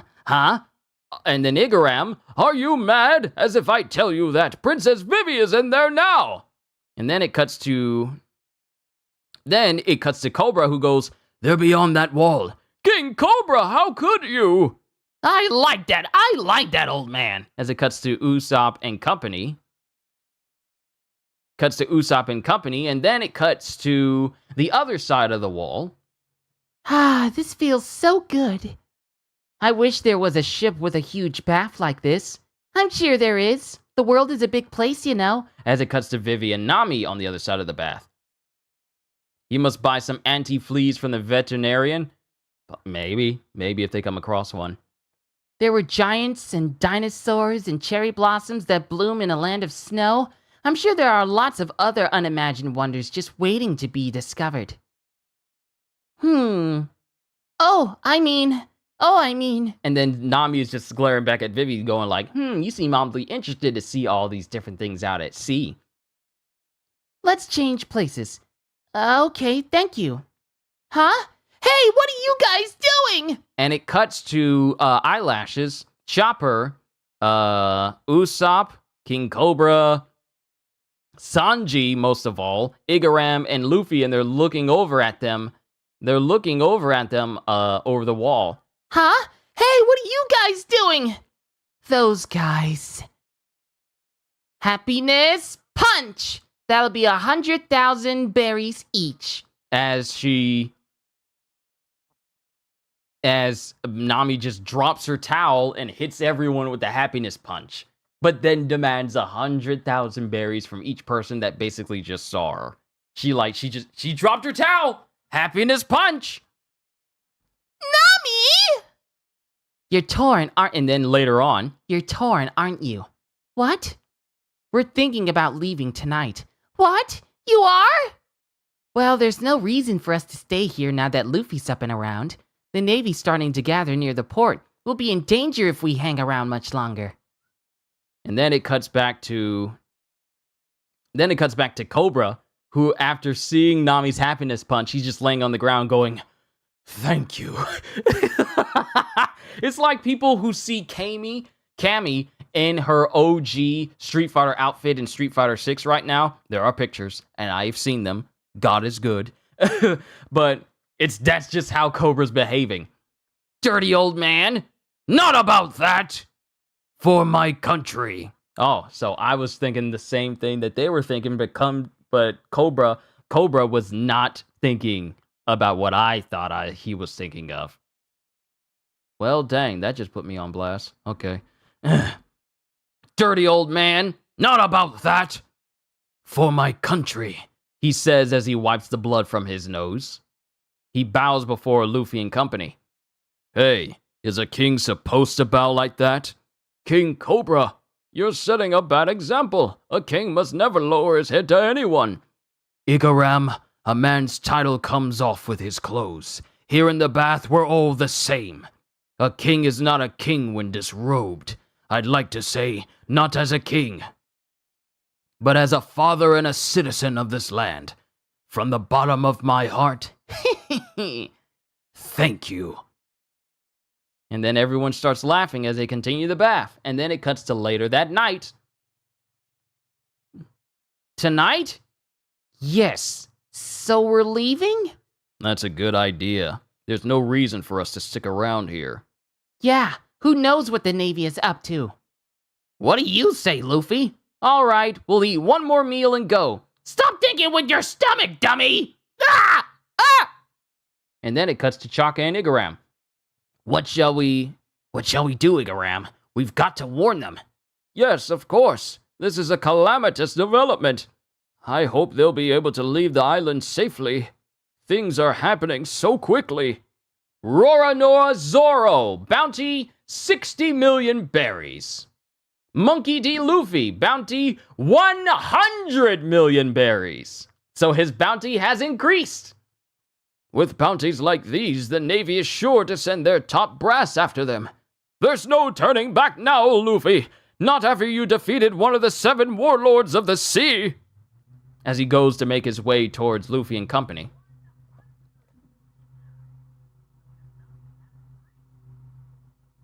Hold up.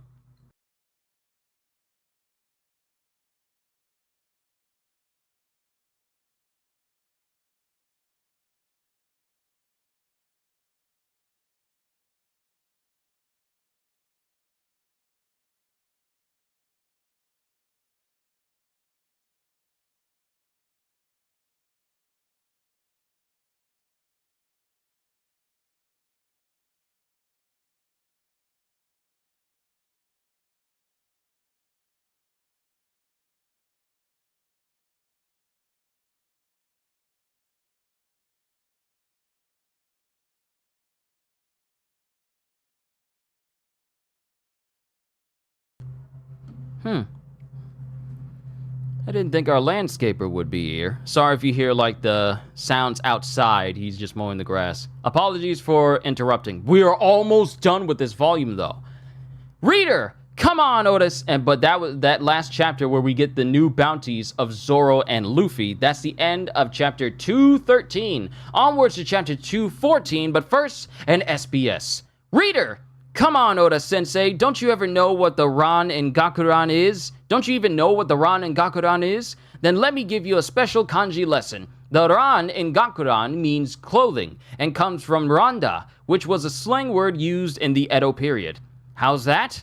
How's that? Amazing, huh? It has nothing to do with the Ran and Ranpaku, which means egg white. Ms. Bon Kure. This refers to an SBS question in volume 22, page 166 from the editor. Oda. Oh, is that so? Randa, huh? That's the origin? Well, I've been thinking about it all this time, and I've concluded that it sounds like it was from Lumberjack Deathmatch. It seems I was wrong. Reader, Hey, here's a question for you. BW stands for Baroque Works, right? But recently in geography class, I learned that BW means desert, and I felt a jolt of surprise. Your knowledge is impressive. Oda-sensei, I really admire you. Sensei, you didn't know that, didn't you? A sophomore from Akita. Oda, of course I knew that. It's from the Köppen climate classification system, right? How's that for smart? I give careful thought to everything I create. Really? Well, actually, I didn't know that. Reader, draw the 6 main characters with your foot, please. Show me what you got, Oda-sensei. Oda, hey, it's Luffy, the man who will be king of the pirates. I'm getting a cramp. What's the big idea? All 6 characters? No thanks. I could do it, I just don't want to. Oh well, take care. See you in the next volume. This is the end of the question corner. And it shows Oda attempting to draw Luffy, but unlike his left-handed drawings of different characters, you can't even tell if this is Luffy. You can't even tell. Oda needs to up his foot drawing game just a little bit. Chapter 214, Strategy to Escape the Sand Kingdom. Hachi's Walk on the Seafloor, Volume 28. Alas, the village of the headband-wearing catfish is crushed by a shipwreck. And it cuts to Octopaco, who's Octopaco, who's just driving past them, and she's laughing at them being shipwrecked, apparently. Then it cuts to the nighttime where Igaram is running up the stairs. Bad news! And he bursts into the room where Luffy and company are supposed to be, but none of them are there. Princess Vivi! And he's holding the bounty posters of Luffy and Zoro. Where are they? Where are Luffy and the others? What is it, Igaram? You look upset. They've gone to sea, 'cause that's where pirates belong. And then it cuts to a very familiar looking face. Now listen up, everyone. Pirates are low-down dirty scum. But didn't you used to be a pirate yourself? Whoa, that's right. Wanna dance? As it cuts to Django and Full Body, who are there in Alabasta, or at least out to sea near Alabasta. Django the Turncoat, 3rd mate of the Navy. Double Iron Fist Full Body, 3rd mate of the Navy. Yeah, dance, funky style. Yeah, just wait, Lady Hina. We're back. Lady Hina. Nanohana Port, Alabasta. Looks like they've captured the enemy ship by themselves. They're late. What have they been doing? I entrust them with an important job and this is what I get? Hina is very disappointed. Are the ships all ready? Aye, aye. Everything's in order. All of Alabasta's ports are sealed tight by 30 ships and support forces. But there's still one problem. What is it? The ship of the Straw Hat pirates that was supposed to be in Eromalu. It's missing. Have they already made it to the high seas? No, we're guarding the mouth of the Sandor River, so that can't be possible. Then find it! Search the shoreline inch by inch if you must. Sheesh. Sorry we're late, Lady Hina. But we have a really good excuse. She'll like mine better. No, mine is better. Why are you late? We were picking flowers for you. No thanks. Now get your ship into formation at once. We're going to destroy the Straw Hat pirates. Straw Hats? And then it cuts to the Supersonic Duck Squadron as they're running through the desert with Luffy and company in tow. With Zoro going, this is nice. Then Usopp, well, it's goodbye to Sand Country. Looks like I managed to lead us to yet another hard-fought victory. Geez, Luffy, how long are you gonna keep eating? Alabasta food is the best. Can you make food like this, Sanji? Sure. Terracotta shared some of her recipes with me, and she gave me some of the local spices, too.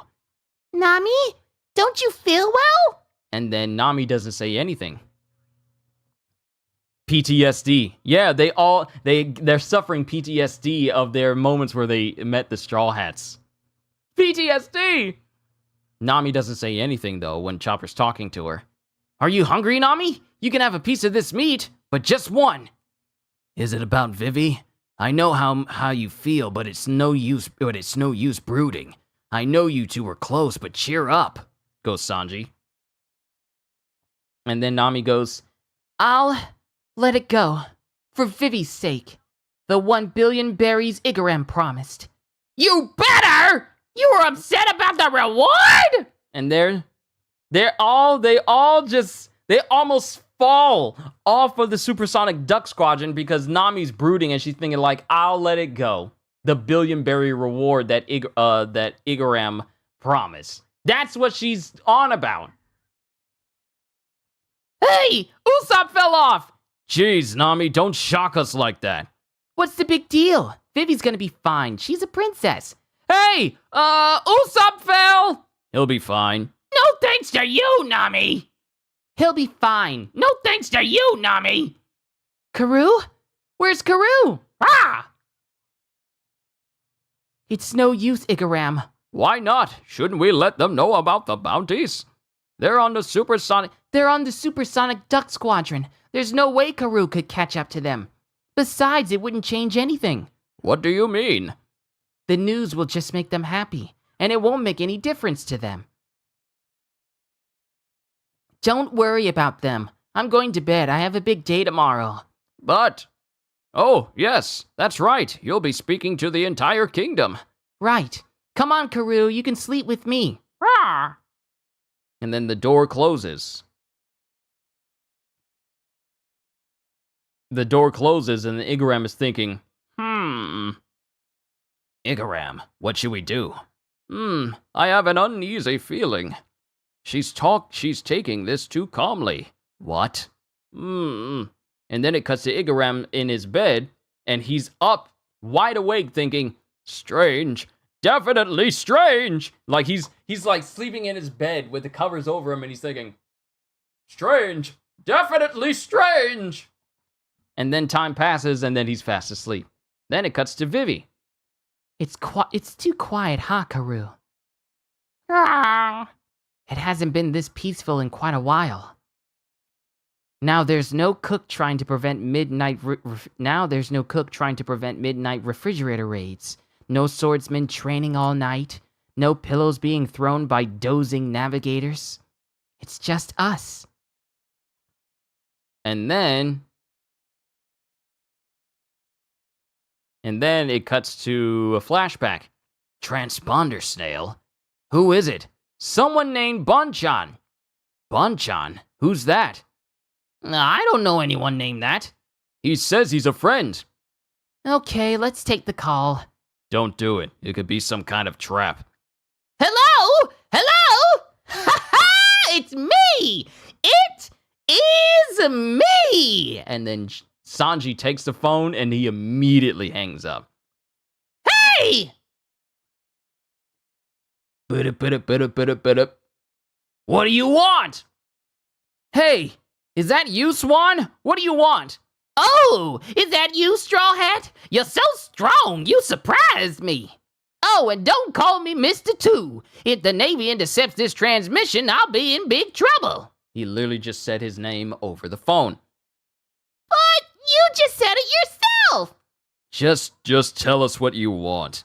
Oh, right. I've taken your ship. You've got to be kidding, goes Luffy. Cut the jokes, you silly clown. Where are you? Aboard your ship. Why, you dirty? Now, don't be like that. I thought we were friends. He's upstream. He's upstream on the Sandora River. Can we trust him? Well, we were friends when we first met. And knowing you, you'll be his friend again. That's what scares me, goes Zoro. We have to go to him, don't we? I guess we do. He's got our ship, but if it turns out to be a trap, we'll clobber him good. All right, then let's get ready. Vivi? You guys, I don't know what to do. And this is back before they left. And then it cuts to Nami. Listen carefully, Vivi. We'll give you 12 hours to make up your mind. Once we recapture our ship in the Sandora River, we'll make a short stop at the East Port at exactly 12 noon tomorrow. We won't be able to drop anchor, though. If you want to join us on our journey, then that will be your one and only chance. If you're there, we'll welcome you as a fellow pirate. Vivi, You're a princess. We can't offer you much. Come on, Vivi! You have to come! You have to come! Come with us now! Stop it, Luffy! Let's go! You guys, don't you want Vivi? You guys, don't you want Vivi to come? That's not the point. She has to decide for herself. And then it cuts back to the present, where Vivi is just sleeping in bed. Tomorrow at noon, to get to the East Port. It'll take Karoo 4 hours to run there, so I have to leave here by 8. I never thought I'd actually consider becoming a pirate. It's such a big decision, but I'll never get another chance like this. It's not like I was ever bored being a pirate. Even though the rebellion is over, there are tough times ahead for the kingdom. If I go, you'll come too, won't you, Karoo? What do you want to do? And then as she's laying there, Karoo is just fast asleep. Then it cuts to Mr. 2. Well, it cuts to Bon Clay. I've been waiting for you. Long time no see. Here we are. All right, start unloading. Start unloading. Thanks, Ducks. Ah! This is where we part ways. Have a safe trip. Give my regards to the king and everybody. Take care. And then the supersonic Duck Squadron leaves. I hope we meet again someday. Hey, wait a minute. What? What do you mean, what? Is that any way to talk to a friend? Friend? You're our enemy. You tricked us. I didn't trick you. I didn't know who you were either. Step aside. Anyway, can't we let bygones be bygones? Step aside. Oh, sorry. Anyway, Baroque Works is history. We're not enemies anymore. If we're not enemies, then what are you doing on our ship? You're so silly. What? Now listen, if I hadn't been aboard this ship, do you know what would have happened? The Navy might have captured it. Not might have, they most certainly would have. Do you realize what's happening on this island right now? It's totally surrounded by Navy ships. Not even a swan could get off this island. Then you saved the Merry Go from the Navy? Why? Why? Because you're my friends. Then you really are our friend. This ain't no joke. This ain't no joke. Joe Dungeonara, yo! And then Nami goes, Is everything loaded? This is the last. So the Navy's blockade kept you guys from getting off the island too, huh, Mr. 2? Ah! Bonchan? And you thought you might need some allies, eh? Because it turns out that that's exactly what it is. It's not a matter of he saved the ship so the Navy couldn't get it. No, he saved the ship so he could have some people to help him get out of the island because the Navy has completely surrounded it and kept him from actually leaving. Yes, especially now, especially in these perilous times. Let's join forces and fight together for friendship's sake. And then it cuts to Luffy and company it's Luffy, Usopp, and Chopper going, hooray! Jeez, goes Nami. To friendship! And then it cuts to people alongside that's been sailing with Bon Clay, like his ship is there too, as they go, to friendship! You guys too! As Zoro sees him. And then it cuts to Hina going, not Hina, but someone going, Lady Hina, we've located the ship! It's on the Sandor River! Prepare for battle. As she grits her teeth and pulls like some gloves onto her hands. And that's the end of chapter 214. Onwards to chapter 215, Last Waltz. Hachi's Walk on the Seafloor, volume 29. Hachi comes upon the village of starving catfish. And he's also still dragging that giant squid with all the treasure.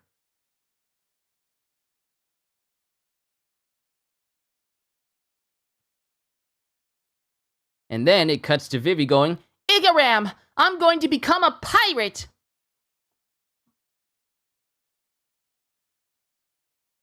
Nika, be very careful. No mention of anything that has to do with later chapters, because you never know if someone is looking at this for the first time. Not even allusions towards like later chapters. No spoilers for anything further on.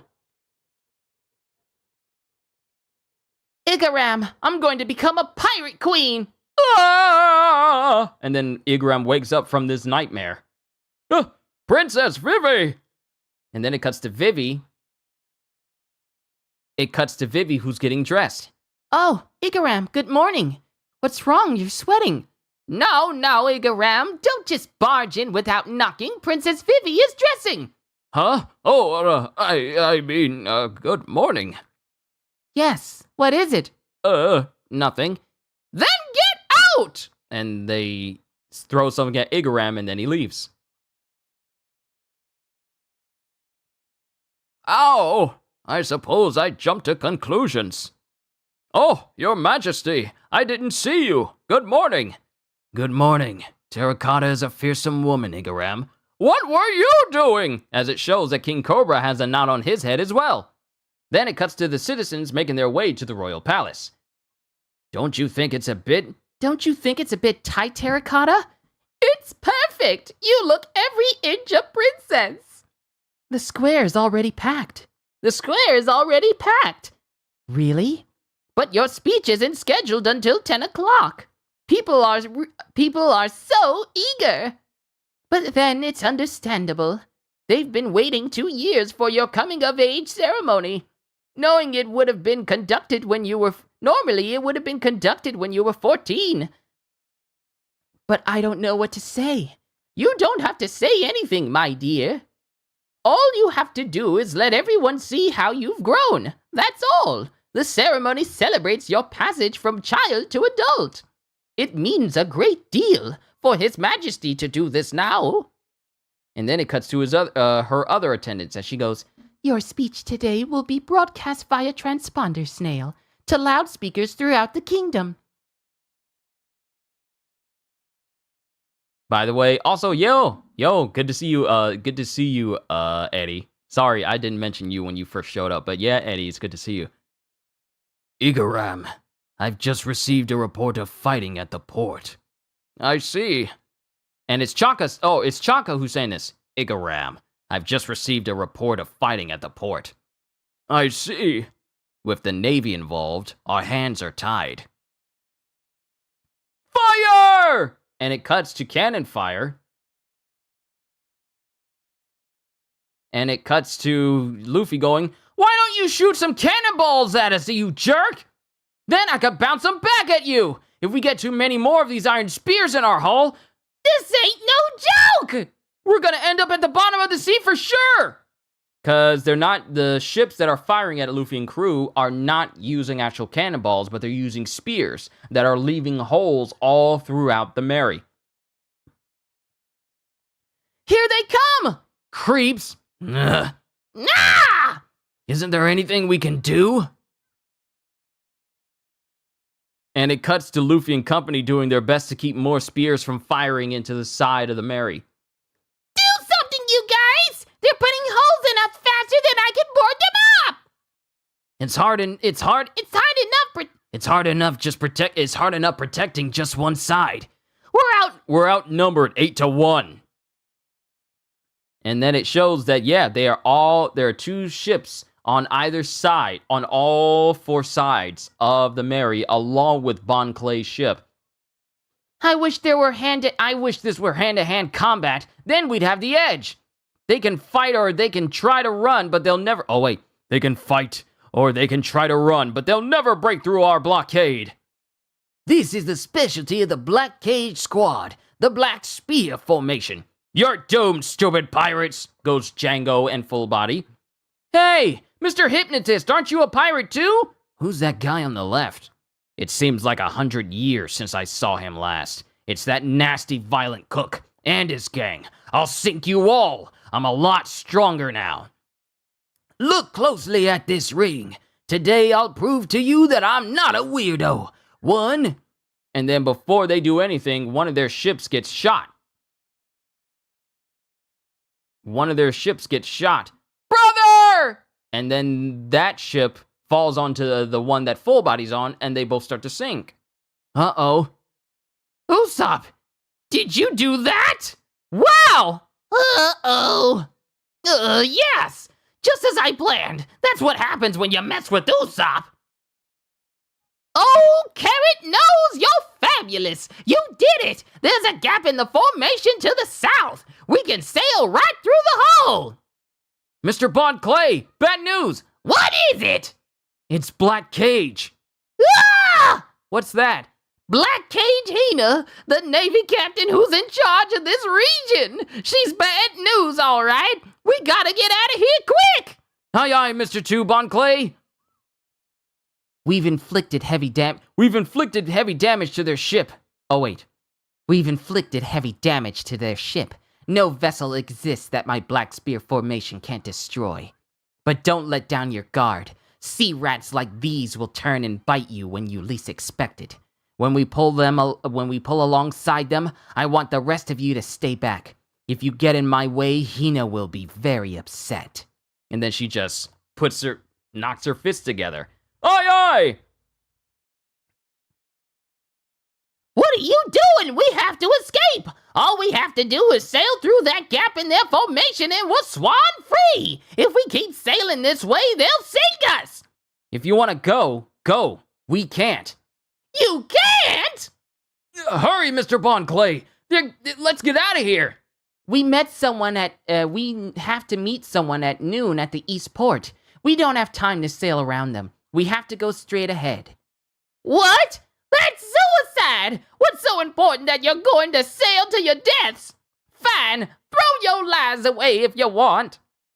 We're gonna pick up a friend. It's for a friend. And then it cuts to the citizens outside in the square outside the palace. Knock, knock, knock. May I come in? Yes, please. What did you... Oh, it's remarkable. For a moment I mistook you for your late mother, Princess Vivi. For a moment I mistook you for your late mother, Princess Vivi. Indeed. Please sit down. Papa, no, Father and Igaram. I have something very important to tell you. And it shows Vivi as she's completely dressed up for the occasion. And they both Cobra and Igaram look perplexed. Mr. Bon Clay? Now that I know the truth, I can't run away. Huh? These people are risking their lives for a friend. How can we ever face ourselves if we abandon them now? All right, everyone. Listen carefully to what I have to say. Lady Hina! They're splitting up! The duck ship is heading south! It's probably a diversion. No! It's... The Straw Hats are on the duck ship! Lady Hina, the sheep ship is a decoy! And we see the face of Luffy in Hina's binoculars. And then Hina goes, After them! Hurry! And close the formation! Then it cuts to the Mary that's still floating there, as Nami goes, 3 minutes. Let's go. Full speed ahead. This Straw Hat Luffy you're looking for? Is it me? As it turns out that Bon Clay used his clone powers to look like Luffy and made the rest of his crewmates look like the other members of the Straw Hat crew, and they led away Hina in a diversion. Just kidding! Lady Hina, the sheep ship is slipping away to the east! Hey, gotcha! I'm a master of disguise and a friend of the Straw Hat Gang. And then it cuts to Bon Clay, who starts posing in front of Hina. You can stray from a man's path, you can stray from a woman's path, but you can't stray from the path of mankind. Scatter, my friends, to the true sky. Let us make it bloom. Oh, come my way! Mr. 2, Bon Clay, as he's posing with his back turned towards Hina. Like, there was a moment in the 4Kids dub when he did this pose, and the music that kind of went with it, I gotta admit, during that moment during the 4Kids dub, when he was posing and having his speech, mind you, I wasn't paying attention to his speech, but the music was selling the mood. The music during that time, and it was basically the One Piece 4Kids dub intro, but it was playing without people singing. and he was posing, and I was just thinking like, wow, that's actually kind of a killer entrance when I was thinking about it back then. And even now, it still kind of fits, despite it being 4 kids. They just had the theme playing a lot of boom, doo doo, boom, boom, doo doo, doo, while he was doing his speech, and I was thinking like, oh, that's so cool. But that was back then. Let us make it bloom. Oh, come my way. Mr. 2, Bon Clay. Shall we dance?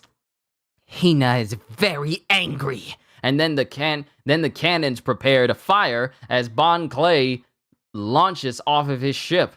And then he starts fighting with the rest of the Navy. As Luffy goes, Bon-chan!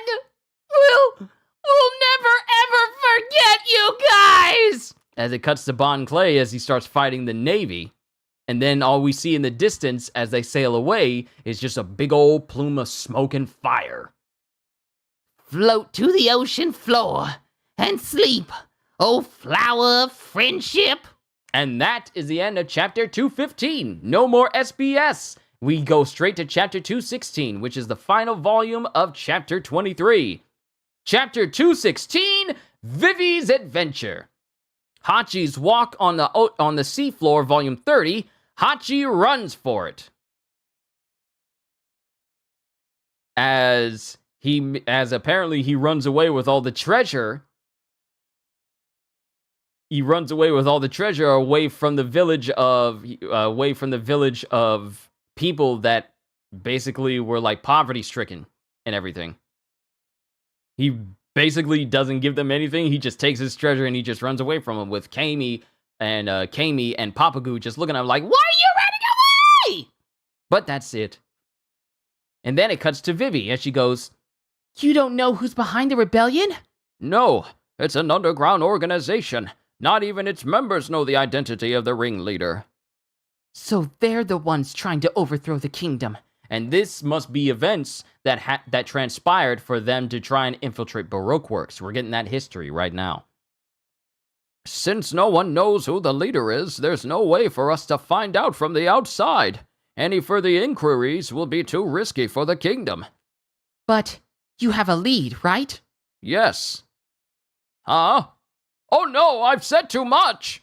Igaram, do you know what I'm thinking? No, I don't know, I have to get to work! Igaram! No, this isn't a game, it's deadly business! I know that, Igaram, but I can't sit idly by while they destroy Alabasta!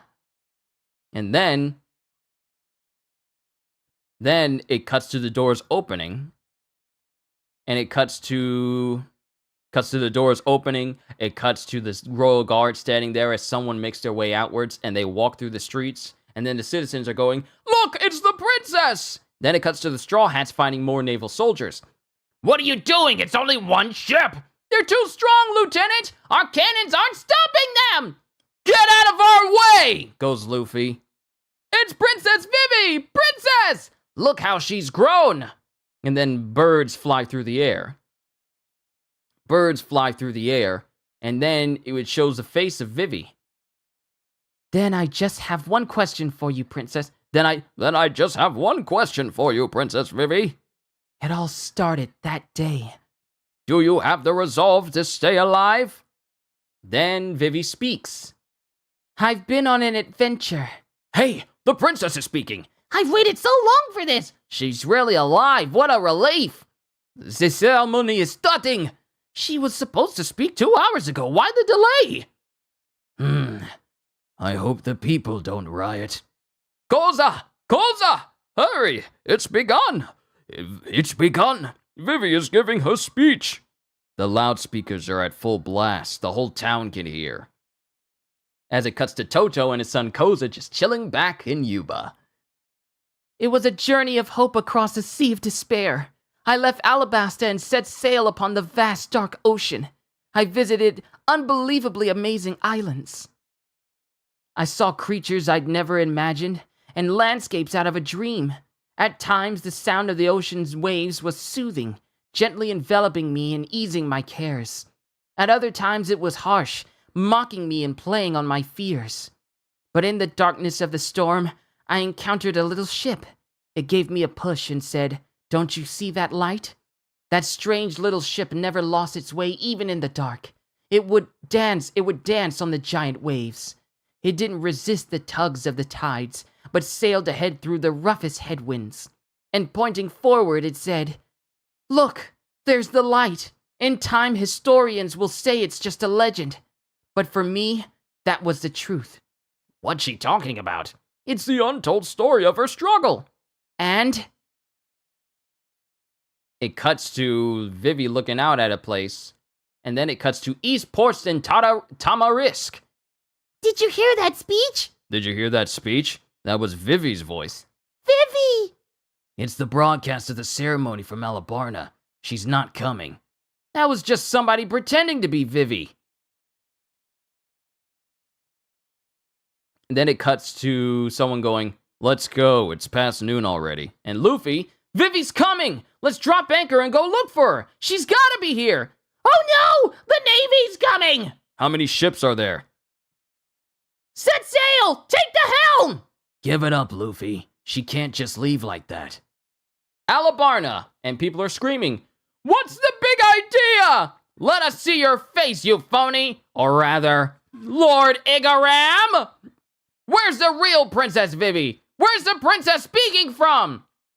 Because it turns out that the individual who walked out of the royal palace to meet with the crowd in the square in front of the royal palace wasn't Vivi, but it was Igaram instead. Right now, the princess is...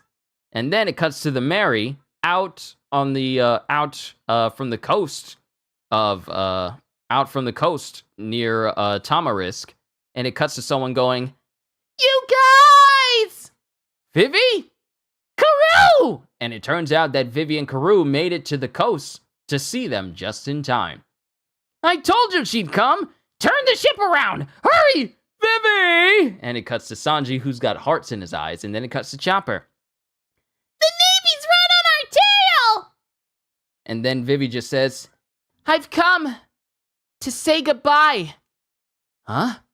What did she say?" Karoo, the microphone. Ah! I can't go with you. Thank you for everything. "What? The Princess of Alabasta? She's supposed to be at the ceremony in Alabasta." As it cuts to a Navy soldier who sees the princess. "Huh?" I'd like to continue my adventures, but when it comes down to it, I love this kingdom. "Where's Princess Vivi?" Cut it out, Lord Igaram. "Commander! Looking good, Commander! We came to see Princess Vivi." And then it cuts to Igaram, who's just making a fool of himself in front of the crowd, and everyone is just kind of going along with it. They understand that something's going on, but it's not a bad something. I love this kingdom, so I can't go. I see. And then it cuts back. It cuts way back to before this whole adventure in Alabasta even started. "An X would be a good symbol." Why? "'Cause we're pirates." "An X would be a good symbol." "Why?" "'Cause we're pirates." "But the X originally signified a death threat." That's okay, an X is good. It's cool. It's cool, right, Vivi? I like it, Luffy. Whatever, just draw it. We've got more important things to worry about. All right. And it shows that this X is in fact on the same arm where they put bandages over, so that they can notify each other of who's who, just in case they encountered Bon Clay again. I'm going to stay here, but if we ever see each other again, will you call me your shipmate? As Vivi says with tearful eyes and a runny nose. And then Luffy just looks on. "Did you hear that? The princess is in cahoots with the Straw Hat Pirates. The princess belonged to that pirate gang? No way! Someday we'll..." And then it cuts to Nami holding Luffy's mouth closed. Idiot! Don't say anything! The Navy is watching Vivi. If we give them proof that she's our friend, they'll brand her a criminal. Let's just quietly take our leave. And they all turn their backs. And Vivi's waiting for a response, but she's getting sad and tearful-eyed that they're not responding to her. And then the wind howls. And then the last page that shows this volume is the entire Straw Hat crew with their backs towards Vivi, but their arms are uncovered. and their left arms that they made a mark and promise on all gets held up into the air. And Vivi sees this and notifies this. And sees this and remembers it. And she smiles. And then it cuts back to when they pretty much tell what these X's on their arms signify. No matter what happens from here on, our left arms will bear the sign of our fellowship. Let's sail! To be continued in One Piece, Volume 24. Even though they can't say anything, they still let Vivi know that they're friends. That, ladies and gentlemen, is the final chapter of Volume 23. We'll continue on with Volume 24 tomorrow. I had a fantastic time reading all these chapters. We've seen the defeat of Crocodile, the liberation of Alabasta, the end of the Rebel Royal Guard War, and the return of the rain. And not only that, we see Luffy and company reaffirming that they are friends with Vivi, even if they never come back, they will always be friends with each other. And them showing the X's on their left arms and holding it up as they sail away. The Navy doesn't know what that means, but to Vivi, it means absolutely everything. Because if I remember correctly, at the end of this chapter, she holds up her arm along with Karoo to signify like, okay, they still got my back. They're still my friends. It's a sign of our friendship and fellowship. What a way to go out on this volume. This has been my live reading of Volume 23 of One Piece, ladies and gentlemen. Join me tomorrow at 12 tomorrow, same as always, as we continue with Volume 24. It has been an honor and a privilege to be your entertainer as I read this story to you all today. Hope you all enjoyed. Can't wait to see you all in my next video. And if you're new to the channel and you enjoyed what you saw here today, then like, subscribe, share this stream with everyone you know because that helps this channel grow. And maybe even consider becoming a member because I am always looking forward to entertaining you. So have a fantastic day. And once again, as always,